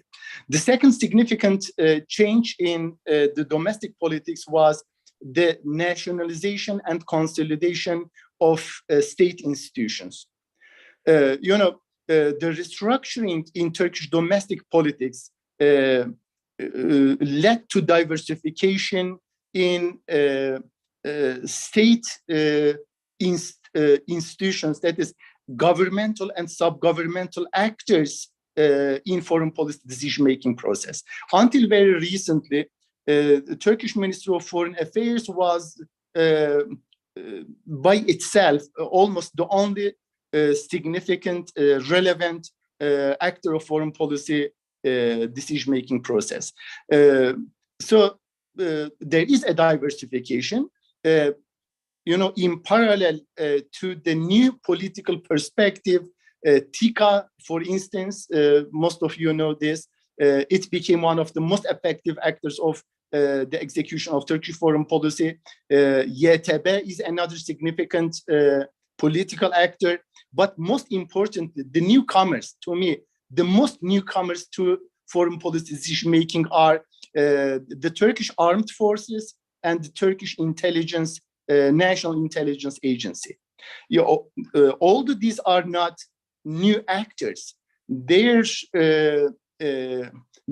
were traditionally inward-looking institutions. For instance, the main responsibility of the Turkish armed forces until the AK Party governments, it was the protection of the Turkish constitution, not the protection of Turkish borders against external actors, but the protection of the Turkish constitution against certain political actors within the Turkish domestic politics. So this is quite significant. There is a dramatic change in the mindset of the Turkish armed forces. They were transformed from being the guardian of the Turkish secular republic to the guardian of the Turkish state against external threats. Similarly, the National Intelligence Agency, it was transformed to be one of the most effective actors in Turkish foreign policy. So these two combined, these two security institutions, they began to initiate many joint military operations, and accordingly, the capacity and the capability of the Turkish security of the Turkish state increased. That is, the level of the use of hard power has dramatically increased. So one small point to make here, yes, that's true. The Turkish armed forces was, before AK Party, it was still effective, but not as an independent actor acting in the name of the Turkish state, but as an extension of the NATO alliance. Okay, so this is quite different. When I say nationalization and consolidation, so I mean these two processes all together. And the AK Party governments successfully separated the domestic security and the external security. So the Turkish armed forces began to deal with the external security and threats only. That's why, Gendarmerie General Command and the Coastal Guard Command, they were transferred from the Ministry of Defense to be put under the Ministry of Interior. They are the two, especially it is the Ministry of Interior who deals with the internal threats in Turkey. The third significant domestic developments which led to the transformation of Turkish foreign policy is the diversification of foreign policy issues in Turkey. Until very recently, Turkey was, Turkey was securitizing its foreign policy. As a matter of fact, domestic politics was also largely securitized. So security was the most significant, by far, the most significant issue in Turkish foreign policy. But recently, there is an expansion. For instance, cultural relations, economic relations. Economy was introduced, as a significant scope of relations in Turkish foreign policy in the 1980s. Some of this, by the way, they were initiated by Turgut Özal, but his relatively short period, unfortunately, and many other developments did not let him to successfully employ all these attempts. So it was only an attempt. So it's the AK Party government who diversified the issues. Mostly it was a security-oriented understanding, but now we have an economic-oriented understanding. Besides this, as I've said, culture, for instance, humanitarian aid emanating from Turkish domestic politics, Turkish NGOs, they became active not only here in Turkey, but worldwide. But most importantly to me is the emergence of defense industry in Turkey, because this has greatly contributed to the Turkey's increasing self-confidence, independence, and deterrence in international relations in its region, and it led to not only a self-confidence but a respect, an international respect for Turkey. This made Turkey, this led Turkey to be able to intervene, for instance, militarily in certain regional crises. So this is quite significant. If it was not the development in defense industry, Turkey probably would face difficulties in terms of its intervention into Libya, into the Syrian and Iraqi crisis, in terms of protecting its borders or challenging the threats beyond its border, or supporting the Azerbaijani state for the liberation of its territories during the Second Karabakh War. So it was the developments, a huge development, the Turkish-made or Turkey-made domestic products, national products contributed all this. The fourth significant parameter which led to the transformation of Turkish foreign policy is the achieved the long-time political stability and strong political leadership. AK Party, as was mentioned earlier by other speakers, the AK Party government has been ruling Turkey for more than 2 decades. So it is a successful political stability which allowed Turkey to have claims outside of its borders. And similarly, the strong leadership of Recep Tayyip Erdoğan is one of the significant parameters in the rise of the effectiveness of Turkey's foreign policy. Just imagine the last year's developments. It was the leadership of Recep Tayyip Erdoğan and the mediation of the Turkish Republic, which led to the signing of the grain deal under the auspices of the United Nations and its Secretary General Antonio Guterres in Istanbul. And it was the leadership of Recep Tayyip Erdoğan and Turkey which prevent, the deepening of the food crisis, the deepening of the global food crisis. So it was the leadership of Turkey and its leader, President Recep Tayyip Erdoğan. So when we come to the regional context, I'm just trying to summarize. So unfortunately, we don't have too much time to give further detailed information regarding all these factors. When I look at the regional context, I see that Turkey has been trying to achieve a leadership role in its region. Under the leadership of Recep Tayyip Erdoğan, Turkey has been following a successful foreign policy and with certain regional actors. It has been trying to act a real regional leader. It has been utilizing not only its hard power, but its soft power and its smart power as well. So Turkey has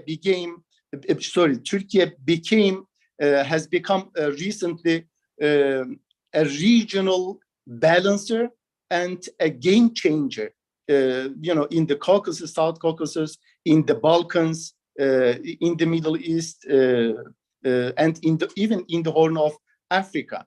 So there are certain significant parameters contributing to this new position of Turkey. First of all, Turkey began to eliminate the threats directed to its national security beyond its borders. Turkey has adopted a new strategy in its struggle against terrorism. Okay, so it has abandoned its traditional defensive wait and see stance and policy. So now it has begun to take initiative, preemptive and preventive measures in its struggle. So Turkey began to challenge all these threats, not within its borders, but beyond its borders. So Turkey tried to eliminate these threats within, in the northern part of Iraq, in the Kandil Mountains, in its struggle against PKK. It has the capacity to directly target this, their strongholds, that is the PKK strongholds from Turkey, using its aerial and ground weapons. Similarly, Turkey has eliminated threats in the southern part, in its southern part of the country. It has successfully eliminated the Daesh threat in northern Syria, and it has limited the power of YPG, the Syrian offshoot of PKK, the infamous terrorist organization fighting against Turkey. So this proactive strategy was articulated with both elements of hard power and soft power. Turkey began to take measures effectively.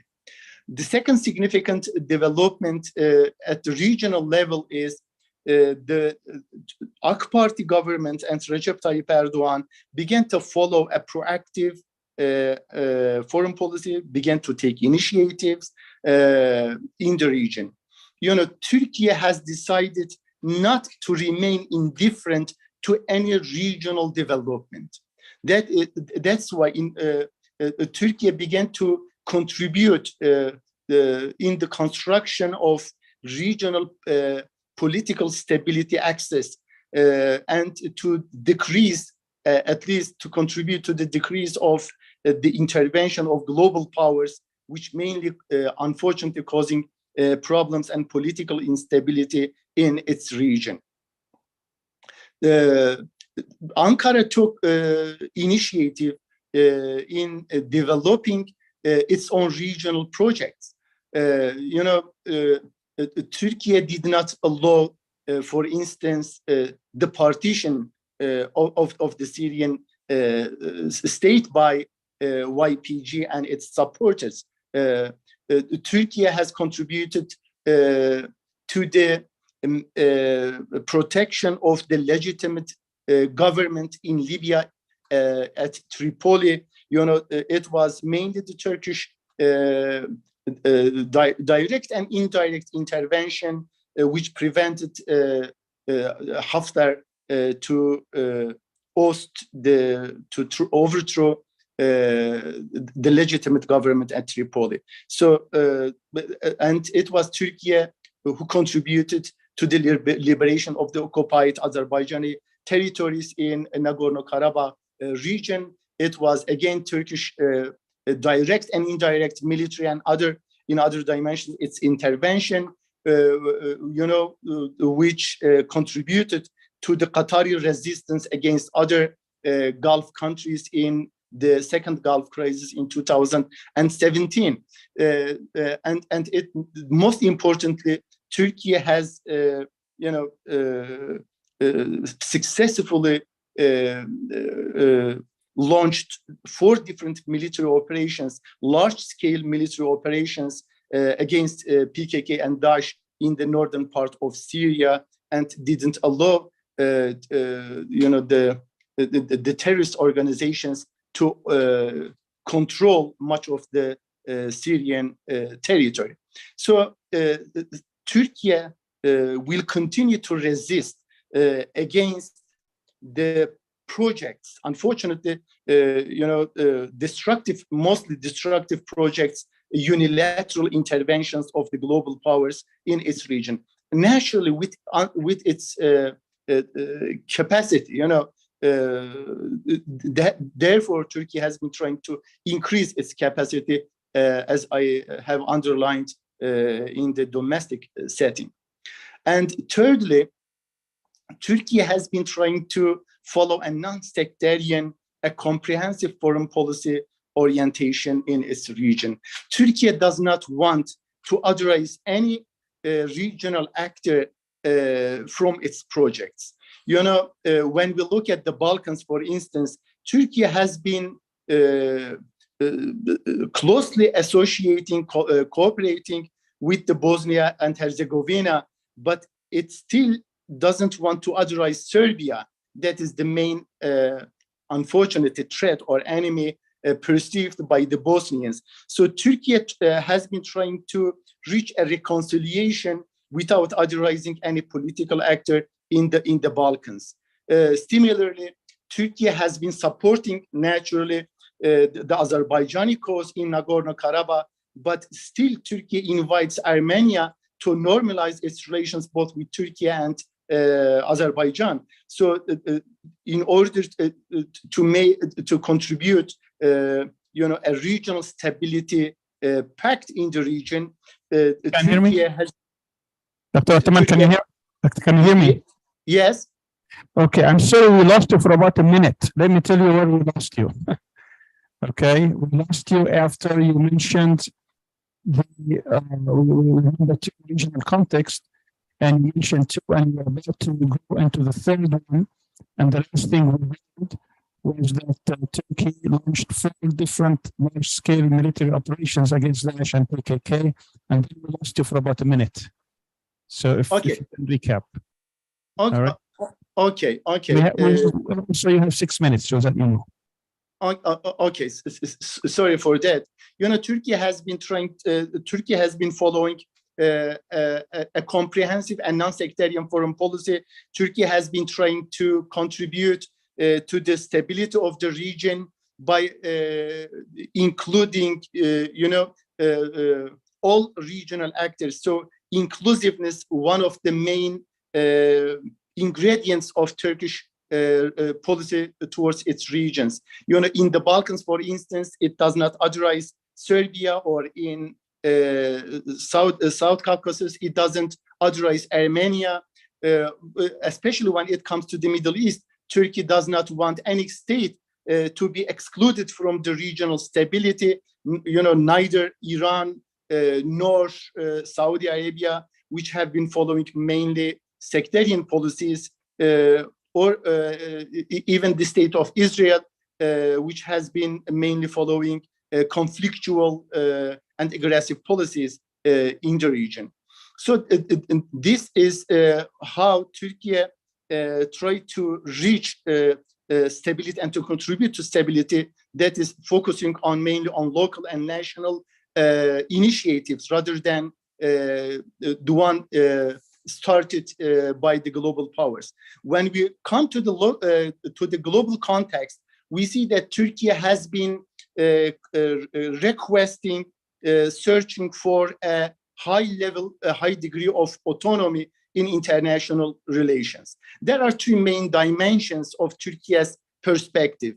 First of all, Turkey has been trying to act more independently, more autonomously in its relations with external powers, and Turkey has been trying to have bilateral and multilateral relations as an equal partner with all, whether small or large powers. So in one sense, Turkey has been trying to establish equal, that's bilateral relations based on equal partnership with the smallest nation in the world. But on the other hand, Turkey has been trying to abolish its unfortunately traditional hierarchical relationship that the old Turkey established with the Western part of the world. You know, until very recently, almost throughout the Cold War, Turkey had a hierarchical, a dependent relationship with the EU and with the United States.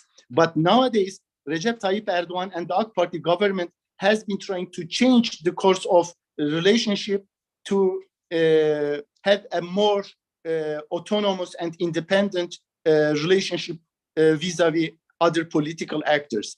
And Turkey, secondly, Turkey has been trying to, it has been asking for global transformation, reformation, and restoration. You know, that's why Turkey has been chanting the motto, the slogan, "The world is bigger than five," and establishment of a just world is possible. So Turkey has been asking for the reformation of the United Nations system, especially the UN Security Council. Turkey has been trying to achieve a diversified, civilizationally, culturally, politically, a diverse world system that is a more inclusive one, which will not otherize any culture, any civilization. Probably it's time to claim, to make non-Western claims for this restoration, because the West, unfortunately, they still claim for the this unilateral interventionist and hegemonic understanding, but it causes only, unfortunately, further political instability in different parts of the world. And thirdly, Turkey, in order to increase its autonomy and independence, Turkey has recently diversified its foreign policy. It has enlarged, it has expanded its outreach and initiated new openings, especially with the non-Western part of the world.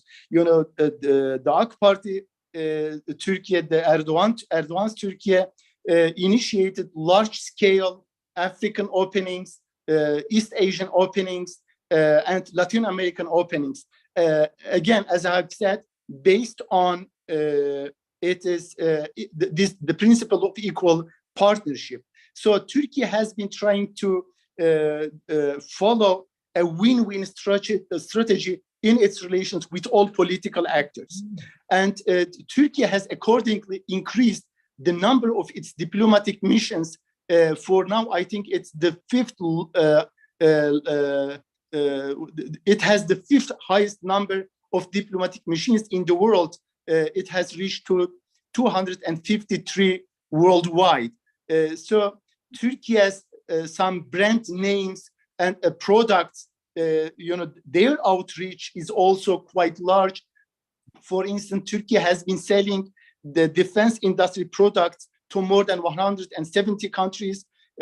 Turkish Airlines is number one country in terms of reaching the largest number of destinations. So this is how Turkey has been trying to achieve a global status, to be known as one of the global actors, not to mention the Turkey-centered humanitarian and developmental aid and assistance programs, which is number one in terms of its share in its GMP. Just to wrap up this vision, the AK Party governments and Recep Tayyip Erdoğan leadership has initiated and secured at a certain degree an Ankara-centered independent foreign policy orientation, especially after the declaration of the century of Turkey during the last quarter of last year. Recep Tayyip Erdoğan has clearly underlined that Turkey wants to become a state that others follow, but not a state who follows others. So this shows the real intention of the new Turkey and its leader Recep Tayyip Erdoğan. How it has changed how it has changed the style, the function, and the process of the current policies. So this is how to put it. To me, the century of Turkey paper and speech made by Recep Tayyip Erdoğan last year, in one sense, it is a manifesto claiming for a new world order. So Turkey has such claims. Naturally, realization of these claims and objectives depends on the increasing capacity and capability of the new Turkish state.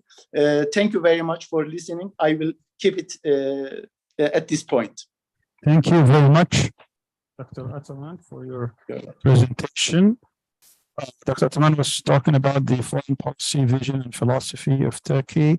He said we have to take into consideration the leadership, and there is a leadership group that came with the AK Party becoming the dominant group, and there are also the state has to identify with its institutions. We have to identify the state institutions, and said these two entities or two elements, the leadership and the state, determine foreign policy in Turkey.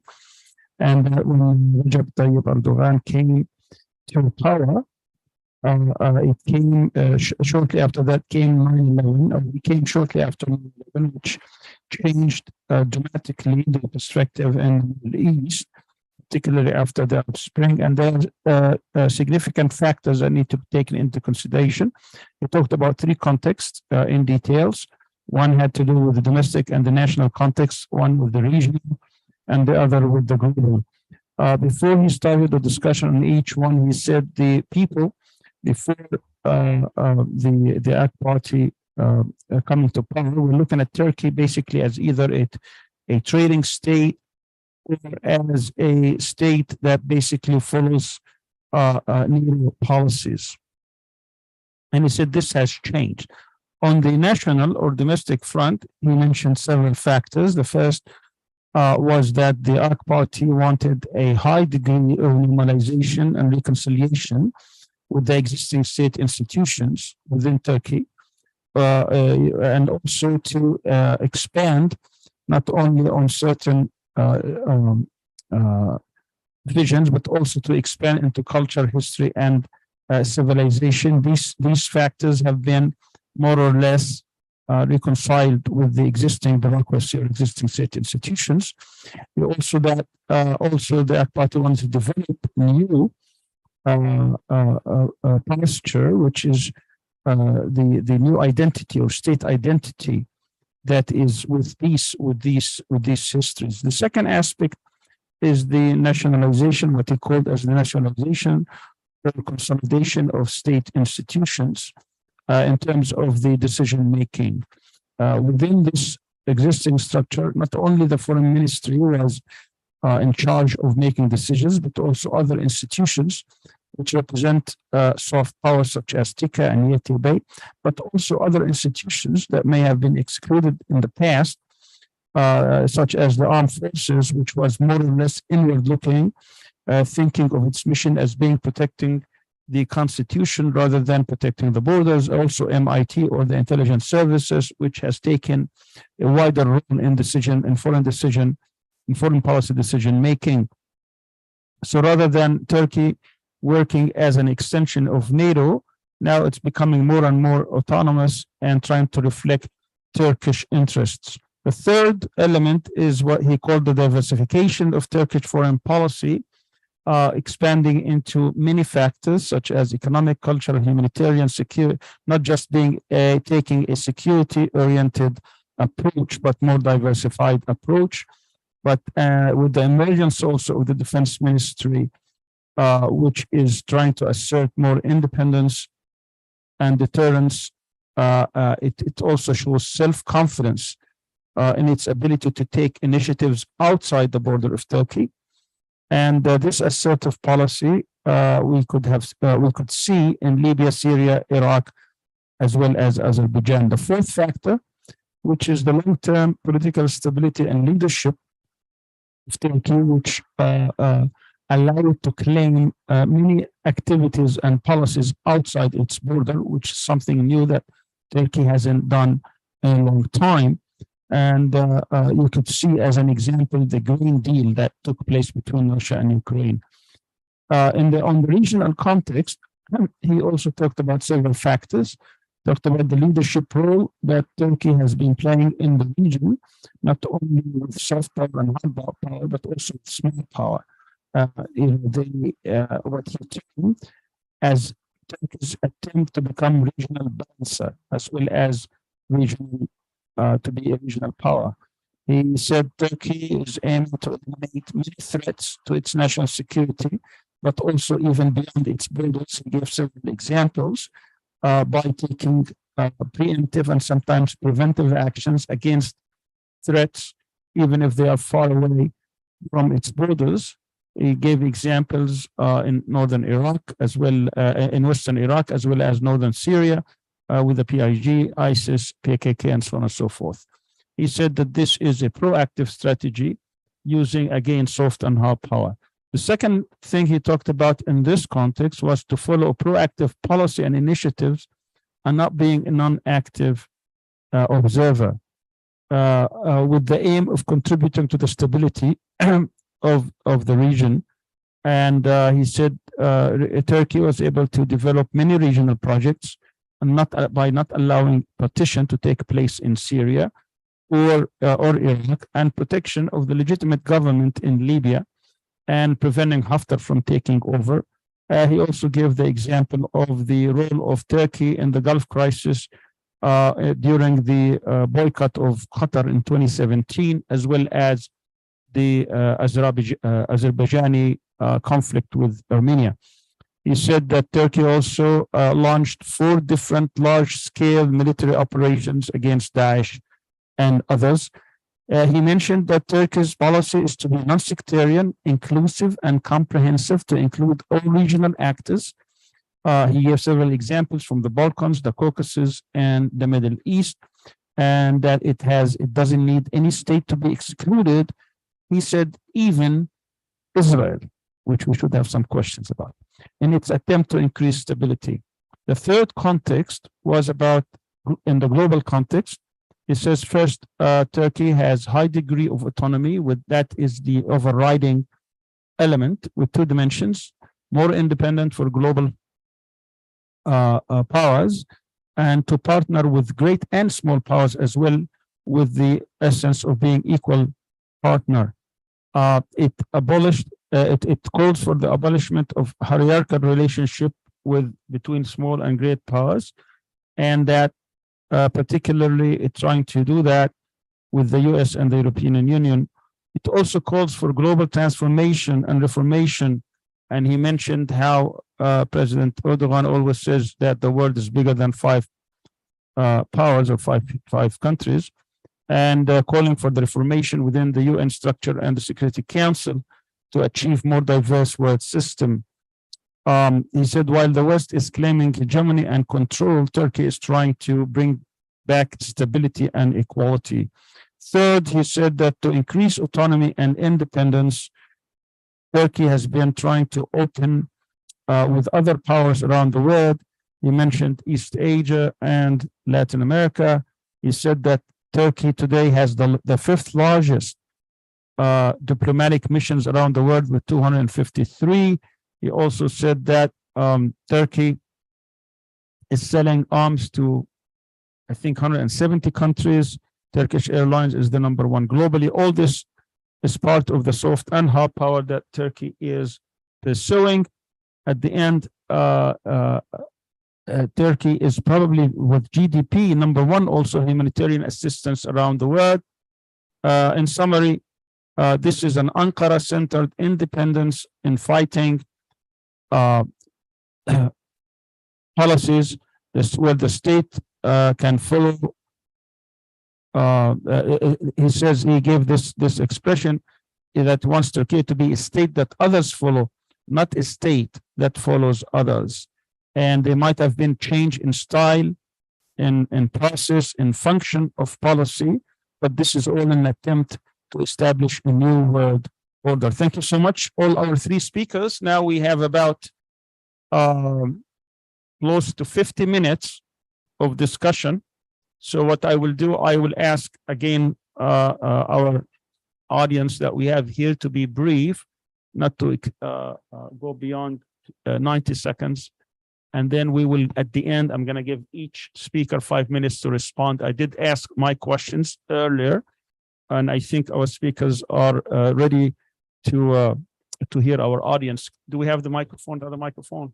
All right, let's see. I can start in one, or we can start at random, but whoever would like to speak first will get the first opportunity to ask any questions.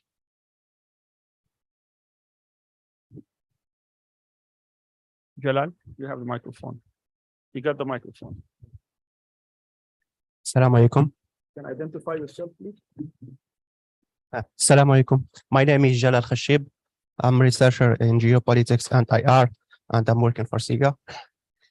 And my question addressed to Dr. Ataman about foreign policy. He talked about the new tools in Turkish foreign policy raised in AK Party era, and most of them are a soft power means, and really they were like successful and effective tools during 10 years, I think. And many scholars remarked that in the last 10 years, there is like a gradual decline in Turkish soft power, especially with the rise of interventionism in Turkish foreign policy in Libya, in Iraq, Nagorno-Karabakh, even the highly speech against Greece and others, with this kind of temptation of practice power and the desire of shaping the region. Dr. Ataman criticized the U.S. foreign policy and Western foreign policy in general for their interventionism and the practice of hegemony and the desire of shaping the world in their image. Do you think that Turkey in the last 10 years practiced the same thing, a rise of interventionism and the desire of shaping its region? And this is what's put Turkey in struggle with other actors, regional actors in the Middle East and in its region. And do you think, Dr. Ataman, this is the right time for Turkish leaders to practice more restraint in Turkish foreign policy, especially with the hard economic situation that the country is living now? My second question, quickly, to Dr. Ömer KORKMAZ. It will be in Arabic. No, if yeah. سؤالي هو. I will translate. Can I? Okay. Okay, no problem.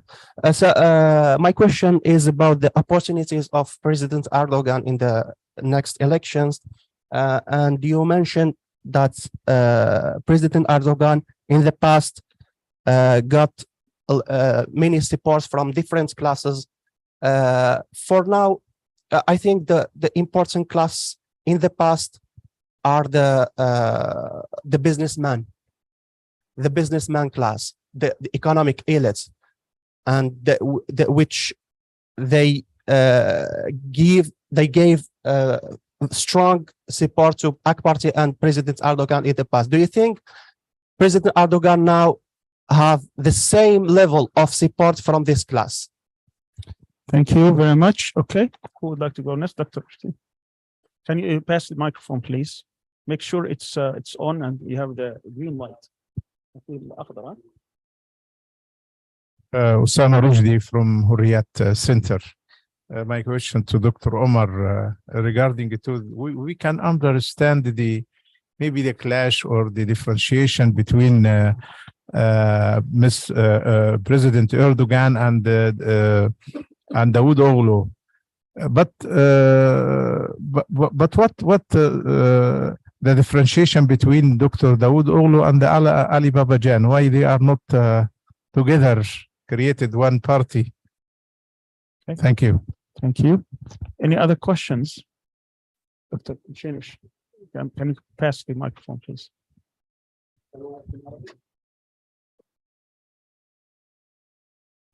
Okay. Our translators, we will ask in Arabic and then you can, I'll translate in English. Okay. السلام عليكم. بسم الله والحمد لله والصلاة والسلام على رسول الله. شكرا للدكتور سامي على المؤتمر المفيد جدا بصراحة والمعلومات الزاخرة التي حصلنا عليها. سؤالي للأستاذ الدكتور عمر الفاروق، يعني جيد أن نفهم الارتباط الفكري ما بين حزب العدالة والتنمية وما بين المنهج الذي رسمه أربكان. هل هناك ارتباط؟ هذا السؤال الأول. السؤال الثاني، يعني القاعدة اللي بناها أربكان، نحن نجد عدد كبير من أنصاره أو من التلاميذ موجودين في قاعدة حزب العدالة والتنمية من القدامى، من الحرس القديم، يعني مثل الأستاذ نعمان قرطلمش أو من غيره من الشخصيات الرئيسية في الحزب. لو هذا الخزان البشري خلص، يعني من أين سينهل حزب العدالة والتنمية شخصيات تحمل فكر إيديولوجي منظم يمتد من فكر أربكان؟ هل هذا يعني كيف سيتم هذا الأمر؟ السؤال الثاني، الأستاذ أتامان، نحن شاهدنا في السياسة الخارجية التركية كان هناك نوع من الانحياز للشرعية الدولية في مثلا في أذربيجان، في ليبيا، في قطر، في حتى في سوريا، يعني هناك يعني مايل إلى أن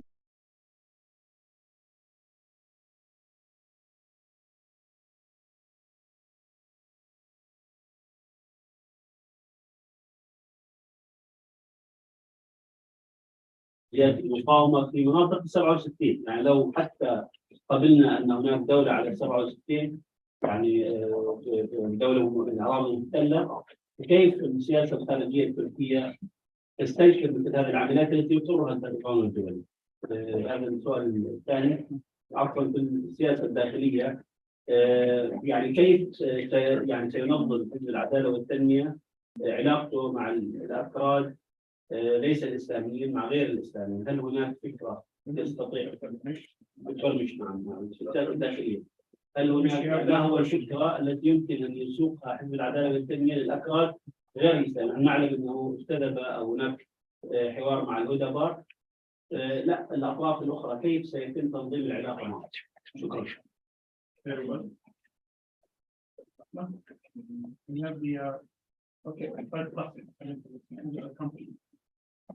السلام عليكم ورحمة الله وبركاته. شكرا جزيلا دكتور سامي، جزيلا دكتور عمر، بارك الله فيكم. حضر وخطر، أنا فخور بالتواجد بينكم اليوم يعني في هذا اليوم المبارك. اسمي إياد رشدي أبو ناصر من غزة فلسطين، أسير محرر بعد 18 عاما في سجون الاحتلال الصهيوني، باحث في الشأن الفلسطيني، و يعني حاصل على الماجستير المرة الأولى في إدارة الأعمال، والآن أكتب رسالة التربية والحضارة. حتى لا أطيل عليكم ويعني احتراما للوقت، السؤال يعني يتعلق، سؤالي الأول أيضا كما أسلف أخي بالوضعية الإسرائيلية وعلاقة يعني حزب العدالة والتنمية بالشأن الإسرائيلي أو بإسرائيل في هذه المرحلة الفارقة من ذلك. ما هي هذه العلاقة؟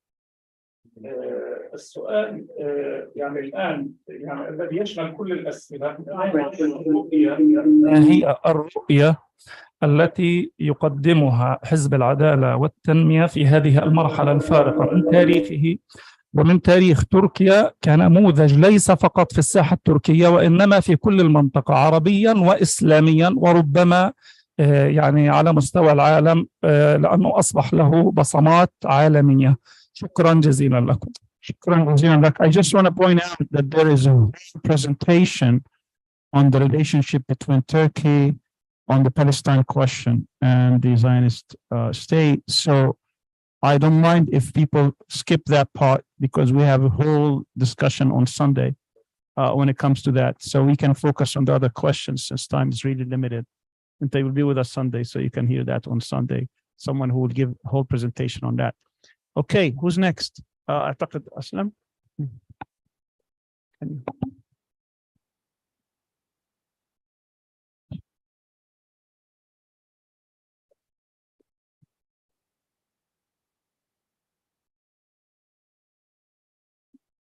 Assalamu alaikum wa rahmatullah. Thank you, everyone, and thank you to CIGA for hosting us at this symposium.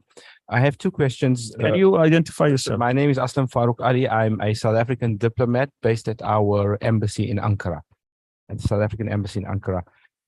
I have two questions, essentially one about the domestic and perhaps the historical aspects of the AK party.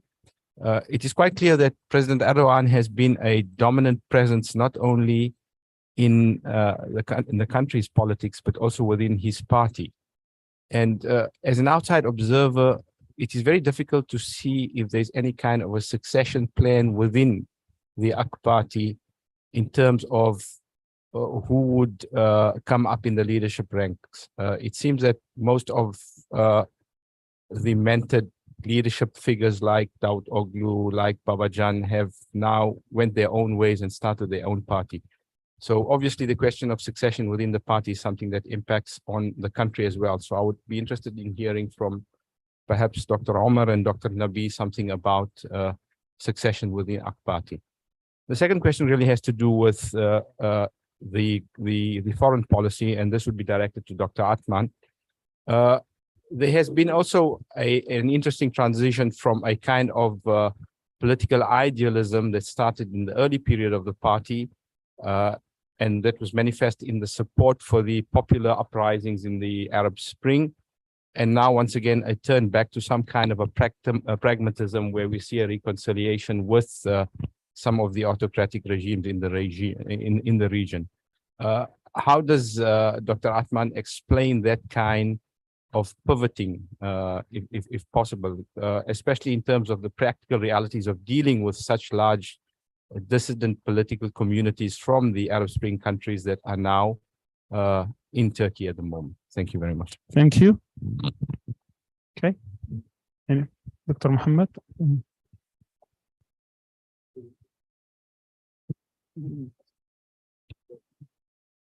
شكرا دكتور سامي على هذه الدعوة الكريمة. I'll be asking my question in Arabic to be more precise. يعني هناك اعتقاد سائد في العالم الإسلامي والعربي، شخصية الرئيس أردوغان شخصية قوية ونادرة، وأنه الشعب التركي عموما يميل إلى هذا النوع من الشخصيات ولذلك يثق فيه ويفوضه. لكن لا يوجد فهم كافي لطبيعة الحزب الحاكم نفسه من ناحية الاستراكشر، البناء والرؤية وقابليته على الاستمرار والتأثير بنفس المستوى بعد مرحلة أردوغان. يعني هل الحزب هو الذي يفرز القيادة أم أنه القيادة هي التي تهيمن على كل شيء وبالتالي الحزب يصبح أداة في يد القيادة مش أكثر؟ وهذا بترك كمان سؤال كبير على ما هو مستقبل الأك بارتي بعد أردوغان كما أسلف. شكرا.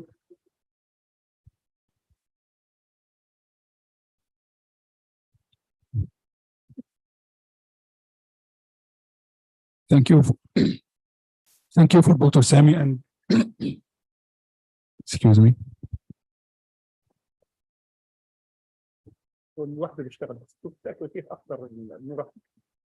Thank you for Dr. Sami and CIGA Markazi for this invitation for this symposium. I am Yahya Musa. I am a master student in political science and international relationship in Sabah Din Zaim University. I have two questions. The first for Dr. Ömer KORKMAZ about the new pathway in Turkish foreign policy about normalization with Saudi Arabia, Emirates, Israel. It is just transient phase. It is just related to the political situation and election and the hard economic situation, or it is a new strategic pathway for the Turkey, and it will continue after the election. Second question to Dr. Ataman about the contributing factor in shaping Turkey foreign policy. He talked about the identity of Erdogan, but I think so there is not much detail about this point in his speech. So I want to ask about the impact of personality and the identity of Erdogan. It is just a participating factor, or it is the major or main factor in drawing Turkey foreign policy. Thank you very much. Thank you very much. Anyone else?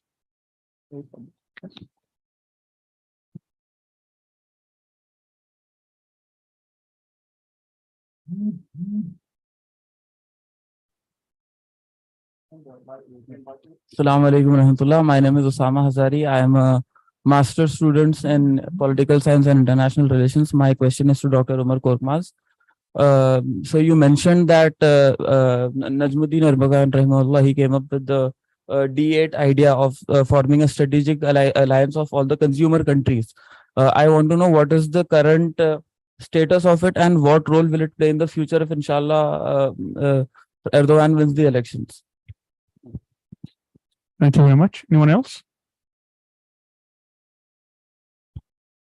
Okay, we actually have 10 minutes for each of our speakers to answer any of the questions. I would like to reiterate my question for Dr. Ömer also about that period of transition between the stepping down of Erbakan from after the threat by the military to take over in '97 and the establishment of the AK party. During that transition, how did that come about? Did it come peacefully? Did it come through struggle?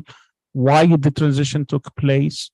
And what were the main reasons for it? And how do you assess it in terms of being an experiment where Islamic-based parties can make that transformation? And the second part is how do we, and perhaps that could go to Dr. Nebi as well, is how do we describe the AK party? Is it, and people say it has its origins in Islamist. Is it a neutral?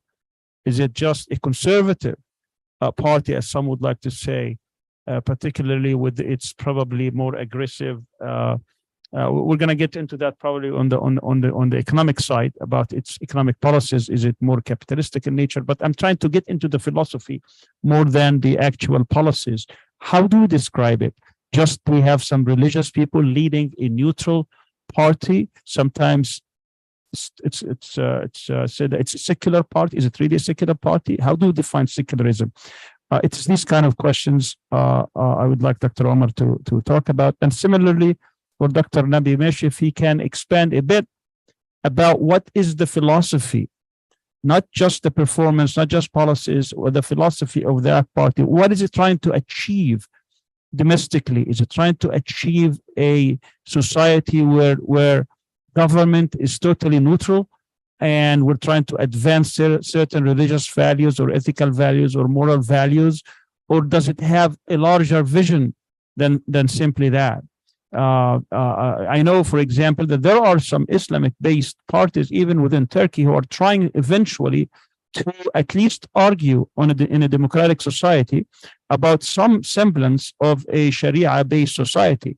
Is that has that ever been part of the AK party? And if not, why not? And what is the ultimate goal? in the domestic scene. And finally, for Dr. Ataman, I think he really comprehensively covered much of what the philosophy and party, but also one more thing is, how does the ACT party look at Professor Erbakan? Dr. Erbakan had a vision about the Muslim world. And I would like to get a little bit of what you see, the vision of the ACT party when it comes to the Muslim world, to the Ummah.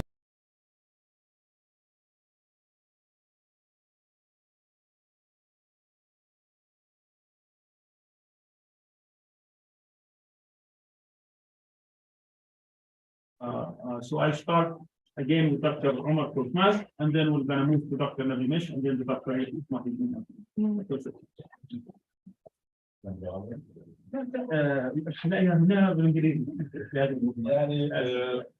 لأنه I try to explain myself. طيب خلاص هي موجودة بالترجمة.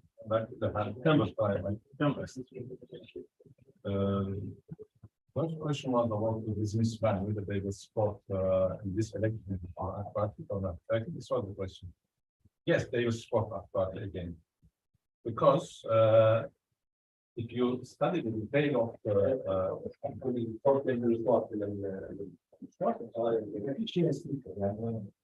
لا لازم هذا مربوط بالإجماع. لحظة يونس أولهم.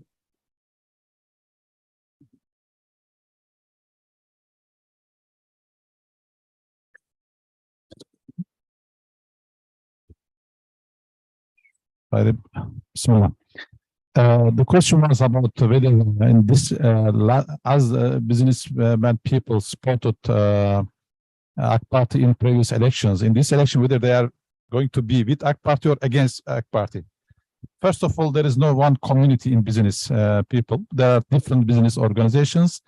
Some of them are conservative, some of them are very much secular, but generally even secular businessmen organizations supported ACT party with a reason, one reason only, because they are winning more than other parties, and they are going to be what you call this, they are going to get more money during the time of ACT party's governments.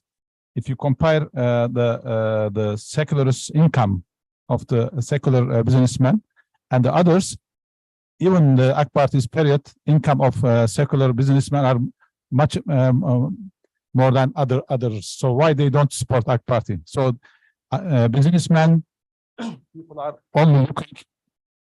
People are looking only for the security, balance, and the economy in the country. So they will be majority of them, although they are against ACT party as ideological perspective, but from pragmatic perspective, they will vote for the balance and security.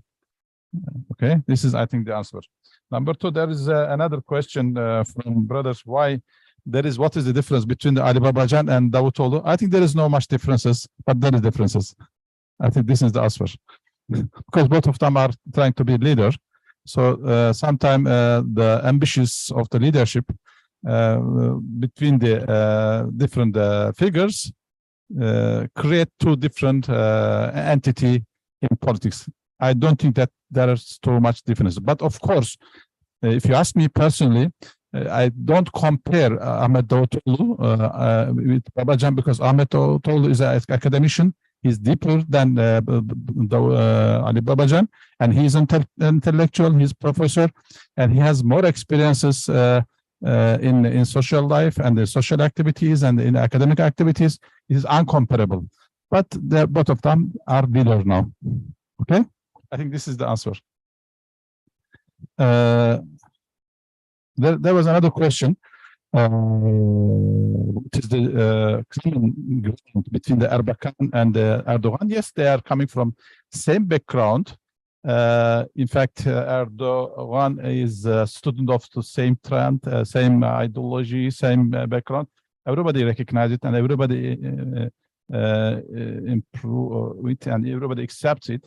But when Erdogan understood that the open ideology of Erbakan will not be acceptable in Turkish secular state, so in the beginning, at least, he started giving some different statements and as you said, we change our dress, scarf or something like that. But now it seems that Erdogan is more radical than Erbakan's policies in internal policies and regional policies and international policies. So I don't think there is too much differences between what Erbakan wanted to implement in this country and what Erdogan is trying to do and what he did in the past. This is also another. This question was to me also. That was a very good question. If the grassroots of Erbakanists in the AK Party, I can translate this like this. If those who are supporting Erdogan from Erbakan perspective or Erbakan background, from where Erdogan or AK Party later on in the future will receive new voters. This was the question. Be sure that those who are voting AK Party, not all of them are from Erbakan's perspective. There are many reasons for Turkish voters to support Erdogan. So that is why AK Party in any period, in any time, will find different voters and different grassroots, whether they are they grow up in the school of thought of Erbakan or not, and still they will find, and they are finding already. Yes, there are very strong trend, very strong. I don't want to say group, but there very strong trend within the AK Party from Milli Görüş, from Erbakan's perspective. But there are others also, because this party is a democratic party. I mean, this is a Turkish party, Turkish, you can say to some extent, central party. So everybody is there, not only Erbakan's. For instance, I am student of Erbakan very clearly, but there are many others who are not student of Erbakan. They are not coming from the same school of thought. So there are many seculars even that are working within the entity of AK Party. So it is something very normal in Turkish politics. This was the question. Another question. This is a very important question. Who will be? I came to that question. There is another question. Who will replace Erdogan? If Erdogan goes, who will become another leader? This is the question. I think this was the question of my friend, my diplomat friend. This is the question from those brothers who don't understand Turkish politics mentality. Something very normal. This question comes generally from Arab brothers. This was asked. I was asked many times from Arab brothers, who will be next after Erbakan? Erbakan is a very important leader. Okay, we respect him, but he is very old now. Who will be next? So Erdogan is there now. So after Erdogan, of course, another leadership will rise up. But during the time of Erdogan, any leader, anyone who tries to be leader will be like Ahmet Davutoğlu. This is Turkish mentality. You cannot say we are preparing this one and that one during the time of existing leader. So it is not possible in Turkish mentality throughout the history. Until the leadership, until the newcomers make some what you call this, some revolt or some what you call this, some rebellion against his existing leadership. For instance, you will be surprised. I will give you one example. Yavuz Sultan Selim, he rebelled against his father, and he became more important than his father later on. Okay, this is Turkish tradition in our history. Don't worry, there will be another best leader of Turkey, because this land, this soil is not free. I mean, this is not hollow. There will be many leadership. Maybe even one of them is sitting here. You may not know, but everybody is waiting for his turn. That is the reason. But not speaking now. This Turkish mentality, isn't it, brother? Because this, the main problem was during the where I was working with him. Everybody knows. Some brothers were trying to make him a leader during the existing of Erdogan. This was the main issue. There was no other issue. This was the main issue. So this is not acceptable in Turkish mentality, politically, ethically. When your father is there, you cannot say I am a father. It is not easy in Turkish psychology. Anyhow, but there will be other leaders. I'm sure within AK Party, after Erdogan, many good leaders will come and lead the country. This is another answer. Okay, I have two questions, two questions.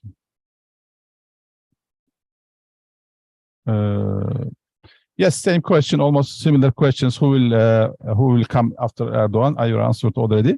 What is the ideology of AK Party? It is not very much clear. Yes, AK Party didn't say that I'm a ideological party. I'm a democratic conservative party. This was the definition of AK Party's policy from the beginning. Erdogan didn't say I am Islamist. He didn't say I am secularist. He didn't say I am Mezhebist or this is something. He said I am establishing democratic conservative Turkish party, political party, which will target the center, political center, to some extent the rightist center, you can say. And he was right, and he got the support of those people who are already his online democratic and conservative, and they supported him. In fact, this is number. Yes. What about Turkey's relations, foreign policies towards Emirat and Saudi and Israel? These are three different things, in fact. But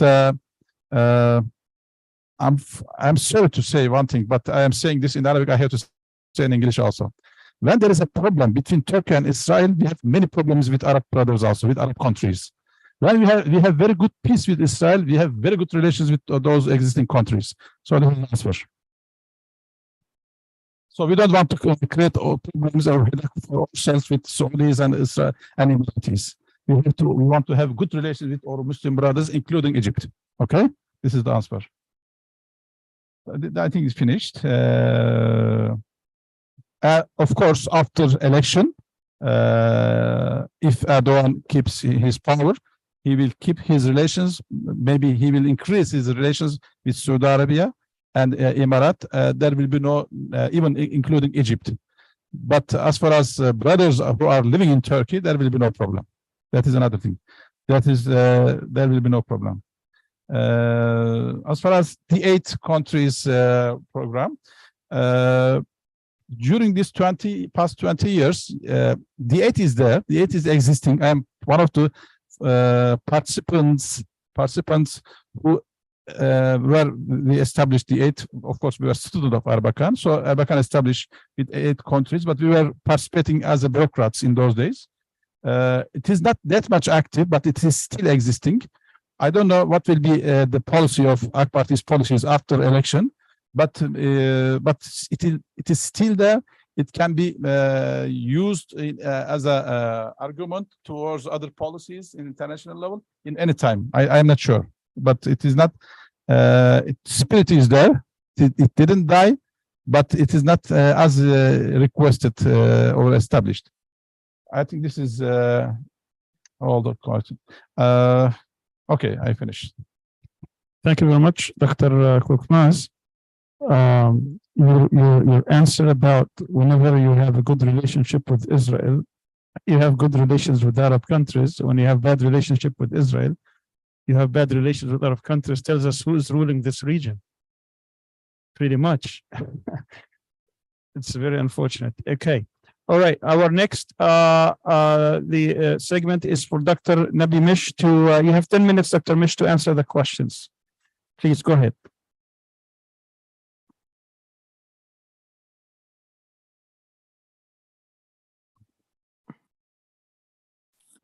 Evet, en önemli sorulardan birisi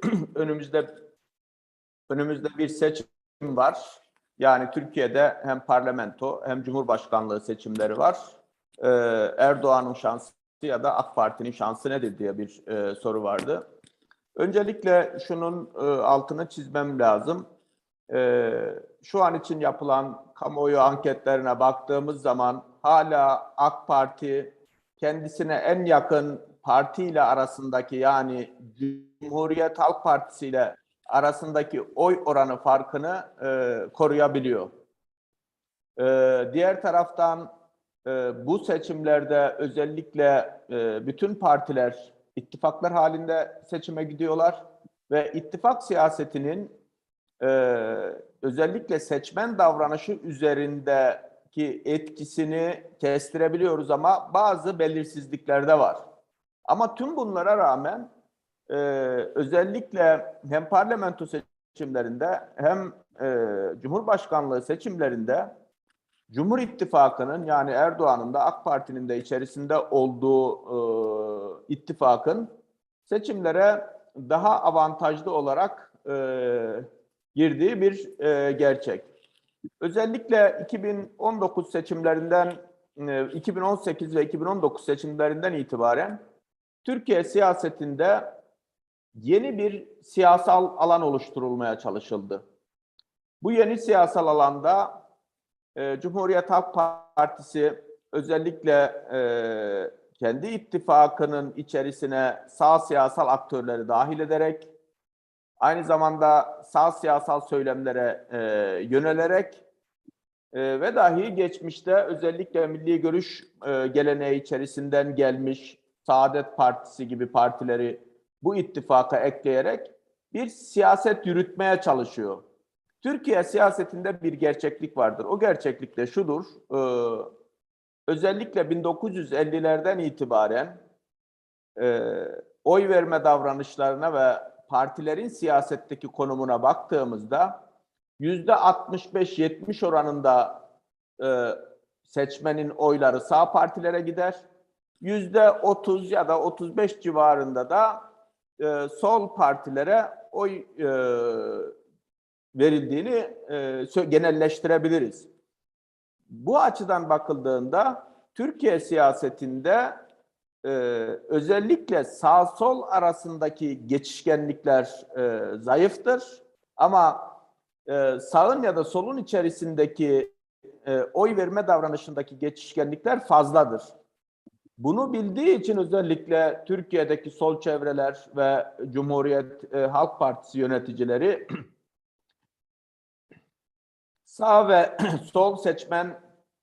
sol seçmenlerin oy verme davranışını şekillendirmek, sağdan sola oy geçişini mümkün kılmak için yeni bir ittifak dizaynı ortaya çıkardılar ve Erdoğan ya da AK Parti karşıtlığında kümelenen partileri Millet İttifakı altında bir araya getirmeye çalıştılar. Ama burada da çeşitli zorluklar çıktı. Çok uzun süre pazarlık siyasetleri yürütüldü. Bu pazarlık siyasetlerinde her partinin, her siyasi aktörlerin önce kendi parti çıkarları var. Ardından bu partiler içerisindeki elitlerin siyasetten beklentileri var. Ve aynı zamanda da işte bu ittifakın dinamiğine etki eden yerel yönetimlerdeki belediye başkanlarının konumu var. Bütün bu süreçler özellikle muhalefette 2019'dan itibaren çok uzun süren pazarlıkları meydana getirdi ve bu pazarlıklardan da aslında tamamen sorunlar çözülmüş, siyasetler belirlenmiş, bir şekilde seçimlere gidilemiyor. Yani hala muhalefette önemli belirsizlikler var. Bu açıdan baktığımda 2023 seçimlerinin sonucuna etki edecek en önemli mesele Millet İttifakı açısından bazı belirsizliklerin olması, Cumhur İttifakı açısından ise öngörülebilirliğin daha iyi bir yerde olması. Seçmen davranışı açısından söylüyorum. Cumhur İttifakı, Milliyetçi Hareket Partisi, Büyük Birlik Partisi ve yeni bazı partiler eklemlenebilir. Ama burada bir lider siyaseti var. Yani Cumhur İttifakı farklı partilerden meydana gelse de burada bakanlık pazarlığı gibi, yetki paylaşımı gibi pazarlıklar yok. Özellikle siyasi liderliğin, yani Erdoğan'ın karizmatik liderliğin birçok politikada belirleyiciliği var. Ve aynı zamanda da Cumhur İttifakı'nın içerisindeki partiler bugüne kadar sınanarak yoluna devam ediyorlar. Yani 2018'den itibaren ittifak halindeler ve çok büyük bir kriz çıkmadan bugüne kadar devam ettirdiler. Dolayısıyla da seçmenin bakışı açısından Cumhur İttifakı'nın seçimden sonraki siyasal istikrar, yönetilebilirlik bağlamında öngörülebilir. Muhalefete baktığımızda birçok alanda belirsizlik var. Mesela belirsizliğin en önemli başlıklarından birisi şu: muhalefet diyor ki iktidara gelirsek güçlendirilmiş parlamenter sisteme geçeceğiz, ama güçlendirilmiş parlamenter sisteme geçmek için parlamentoda anayasayı değiştirecek çoğunluğa ulaşmanız lazım. Anayasayı değiştirecek çoğunluğa ulaşamadığınızda B planınızın ne olduğuyla ilgili topluma, seçmene bir şey söylemiyorsunuz. Burada bir belirsizlik var. İkinci olarak ortak politikalar metniyle ilgili bir belge yayınladılar. Epeyce geniş bir belge. Ama bu belgenin çok muğlak olduğunu biliyoruz. Örneğin İyi Parti'nin terörle mücadele politikasıyla CHP'nin terörle mücadele politikasının aynı olup olmadığını bilmiyoruz. Deva Partisi'nin ekonomi politikasıyla Cumhuriyet Halk Partisi'nin ekonomi politikasının örtüşmediğini biliyoruz. Bunu nasıl örtüştürecekleriyle ilgili topluma da çok fazla bir şey söylemiyorlar. Hakeza yine Saadet Partisi ile Cumhuriyet Halk Partisi'nin politikalarında özellikle muhafazakar mütedeyyin kesimleri rahatsız edecek belirli başlıklar var. Bunları nasıl örtüştüreceklerini bilmiyoruz. Yani ortak politikalar bağlamında da bir belirsizlik olduğunu vurgulamak gerekir. Diğer taraftan seçimleri kazanmaları halinde işte 7 farklı başkan yardımcılığıyla ülkeyi yöneteceklerini söylüyorlar. Her partiye bir başkan yardımcılığı ve bakanlık öneriyorlar. Ama bunun yanında 2 belediye başkanını son anda başkan yardımcısı olarak ittifaka ekleyeceğiz dediler. Burada da seçimden sonra eğer kazanmaları halinde Türkiye'yi nasıl yöneteceklerine dair mutabakat edilmiş bir yönetim sistemi aslında yok. Bütün bu açılardan baktığımızda şunu vurgulamamız lazım.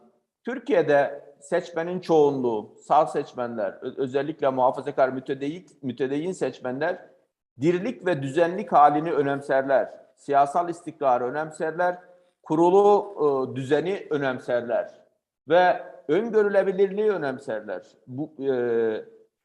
Bu perspektifle değerlendirildiğinde ben hem Cumhur İttifakı partilerinin hem de Sayın Erdoğan'ın seçimlere avantajlı girdiğini söylemem lazım. Yani kamuoyu anketlerinde de kuşkusuz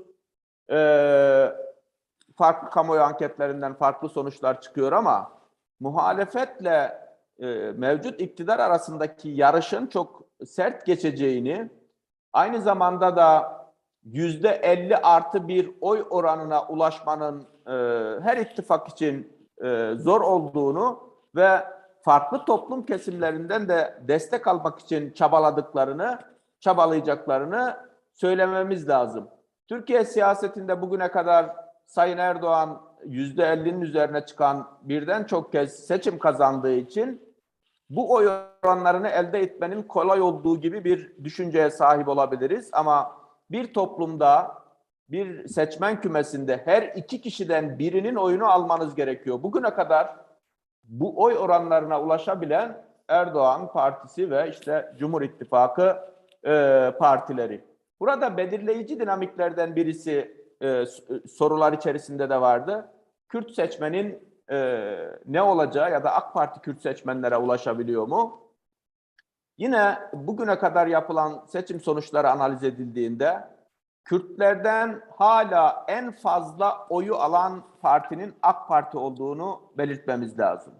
Burada Kürtlerden önemli oranda oy alan diğer bir parti, daha çok etnik milliyetçi kimlik üzerinden siyaset üreten Halkların Demokratik Partisi HDP, daha çok seküler Kürt seçmenlerden ve Türkiye'deki bazı sol sosyalist gruplardan oy alan bir parti.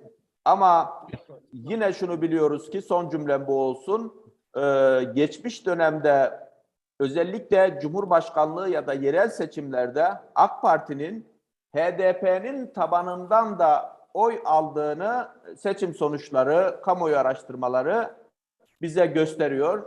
Burada önümüzdeki seçimlerde de özellikle ittifakların yapısından memnun olmayan seçmenlerin oy verme davranışında bulunurken az önce söylediğim belirsizlik ve öngörülebilirlik açısından oy kullanacağını da söyleyebiliriz. Ben bu ikinci tur için de teşekkür ederek konuşmamı burada tamamlayayım.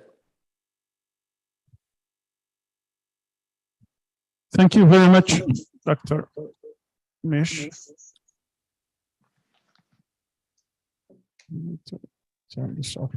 Very well, thank you very much. The last contribution is from Dr. Ataman, and you have 10 minutes. Thank you very much, Dr. Arian. The first speaker who asked questions, he had two questions directed to me. The first one was about the difference between the first and the second decades of the AK Party governments.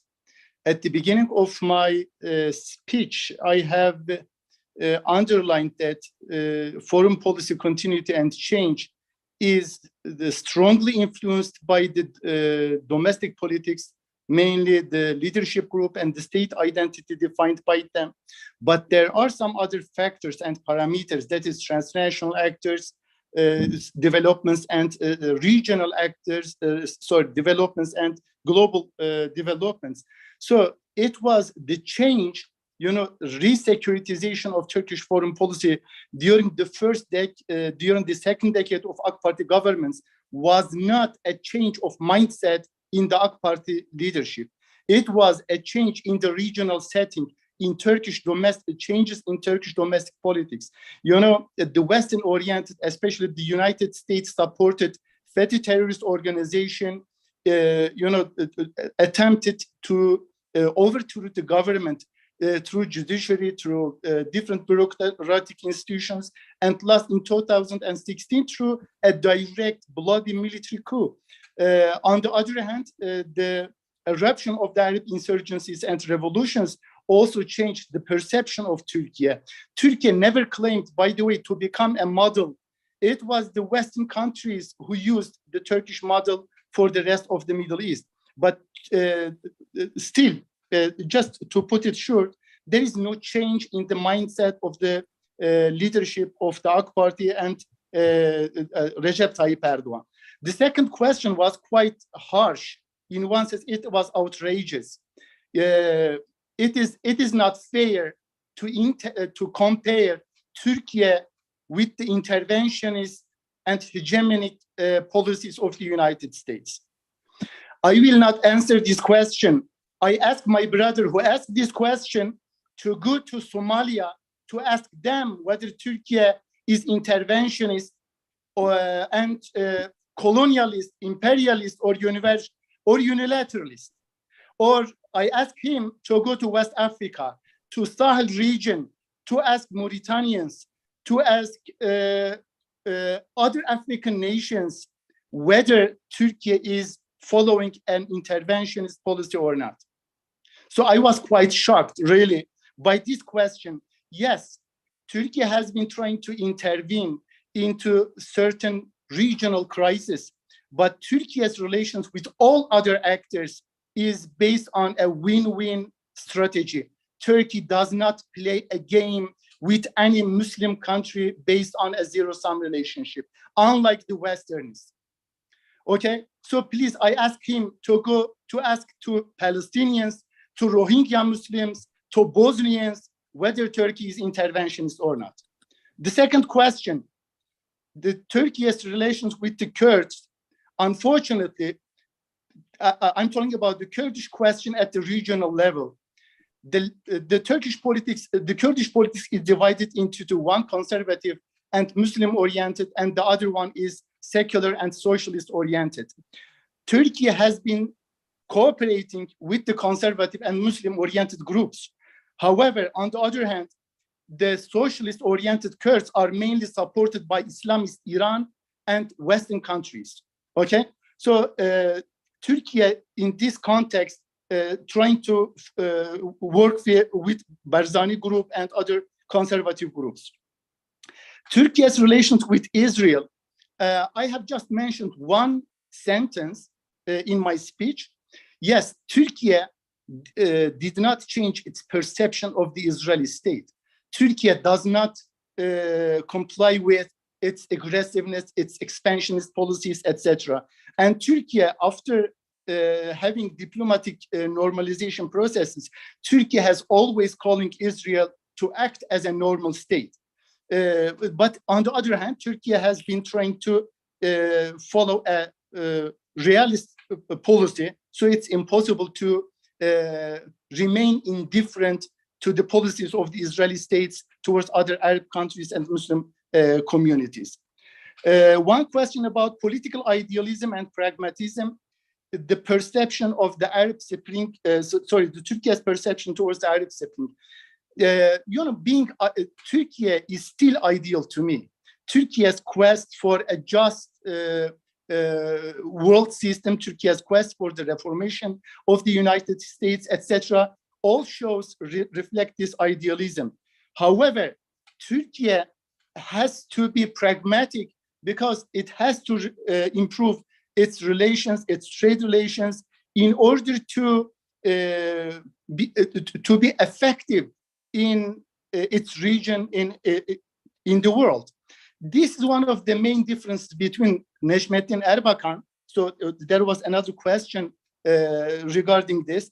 This is the main difference between Recep Tayyip Erdoğan and Necmettin Erbakan. To me, Erdoğan goes beyond Necmettin Erbakan. To me, Recep Tayyip Erdoğan is a combination of Necmettin Erbakan and Turgut Özal. Necmettin Erbakan was quite idealistic, and he was trying to follow a mostly Eastern-oriented policy. But Tayyip Erdoğan has been trying to follow a more inclusive foreign policy similar to Özal's. And within this context, yes, claiming for some ideals is good, but if you run a country, you have to deal with all friends and unfriendly countries, enemy countries, etc. So this is why Recep Tayyip Erdoğan has been trying to follow a sectoral policy. We have been in conflict with Russia in most of the issue areas, in Caucasus, in Syria, in Libya, etc. But still, there are some sectors in which Turkey has been trying to improve its relations with Russia. Similarly, with other global powers, with China, with the United States. So following a sectoral policy is quite a big difference between Necmettin Erbakan and Recep Tayyip Erdoğan. One last question about the identity of Recep Tayyip Erdoğan. Recep Tayyip Erdoğan he's coming from Necmettin Erbakan's Milli Görüş, that is national outlook perspective. He is a student of Necmettin Erbakan. To me, he did not change in his mindset. It's Recep Tayyip Erdoğan who fulfilled the dreams, who contributed to come through the dreams of Muslims. Especially one of it is quite significant and critical. After he opened Hagia Sophia Jami, he later on claimed that this is a challenge to break both domestic and global tutelage. So this is one of the indications of following an independent foreign policy against both domestic actors and external ones. Recep Tayyip Erdoğan has been trying to follow a balanced policy between idealism and realism. Okay, so in terms of his mindset, he's Muslim, he's a pious man, but still, as I've said, he has to take consideration this realist understanding. The question about the Islamic world, Do you believe that there is an Islamic world today? As a political scientist, I prefer to call this world as a Muslim world, not an Islamic one. By the way, Islam is not the dominant color of any political system, to me, including Iran, even though they call themselves as Islamic. You know, they are Iranian, similar to the Turkish state. They are a nation state. Saudi Arabia is a nation state.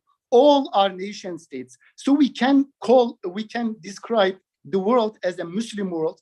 And Recep Tayyip Erdoğan has been trying to improve its relations with all Muslim worlds altogether, with no sectarian perspective, even with no religious perspective within this context, because it has a universal claim as well, as a Muslim again, okay? So Turkey's relations with the Muslim world, to me, did not change. And unlike the previous decades, throughout the 20th century, Turkey turned its back to the Muslim countries overall. It was the claim of Necmettin Erbakan, then policy of Turgut Özal, and it is the policy of Recep Tayyip Erdoğan, who insistently remains on this line, on this logic. Thank you very much.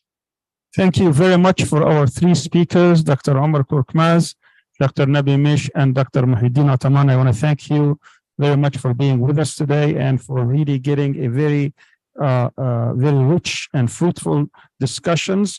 Our second session will be at 3 o'clock today, and it will feature 4 speakers on the theme domestic policies and performance, the issue of politics and governance, Dr. Mahmoud Haki Akin, on the issue of religion and the state, Dr. Ahmed Korulu, and the issue of higher education and the status of research and development, Dr. Nihad Urdumush, and in the issue of social policies and culture, Dr. Nursam Keskin Aksai.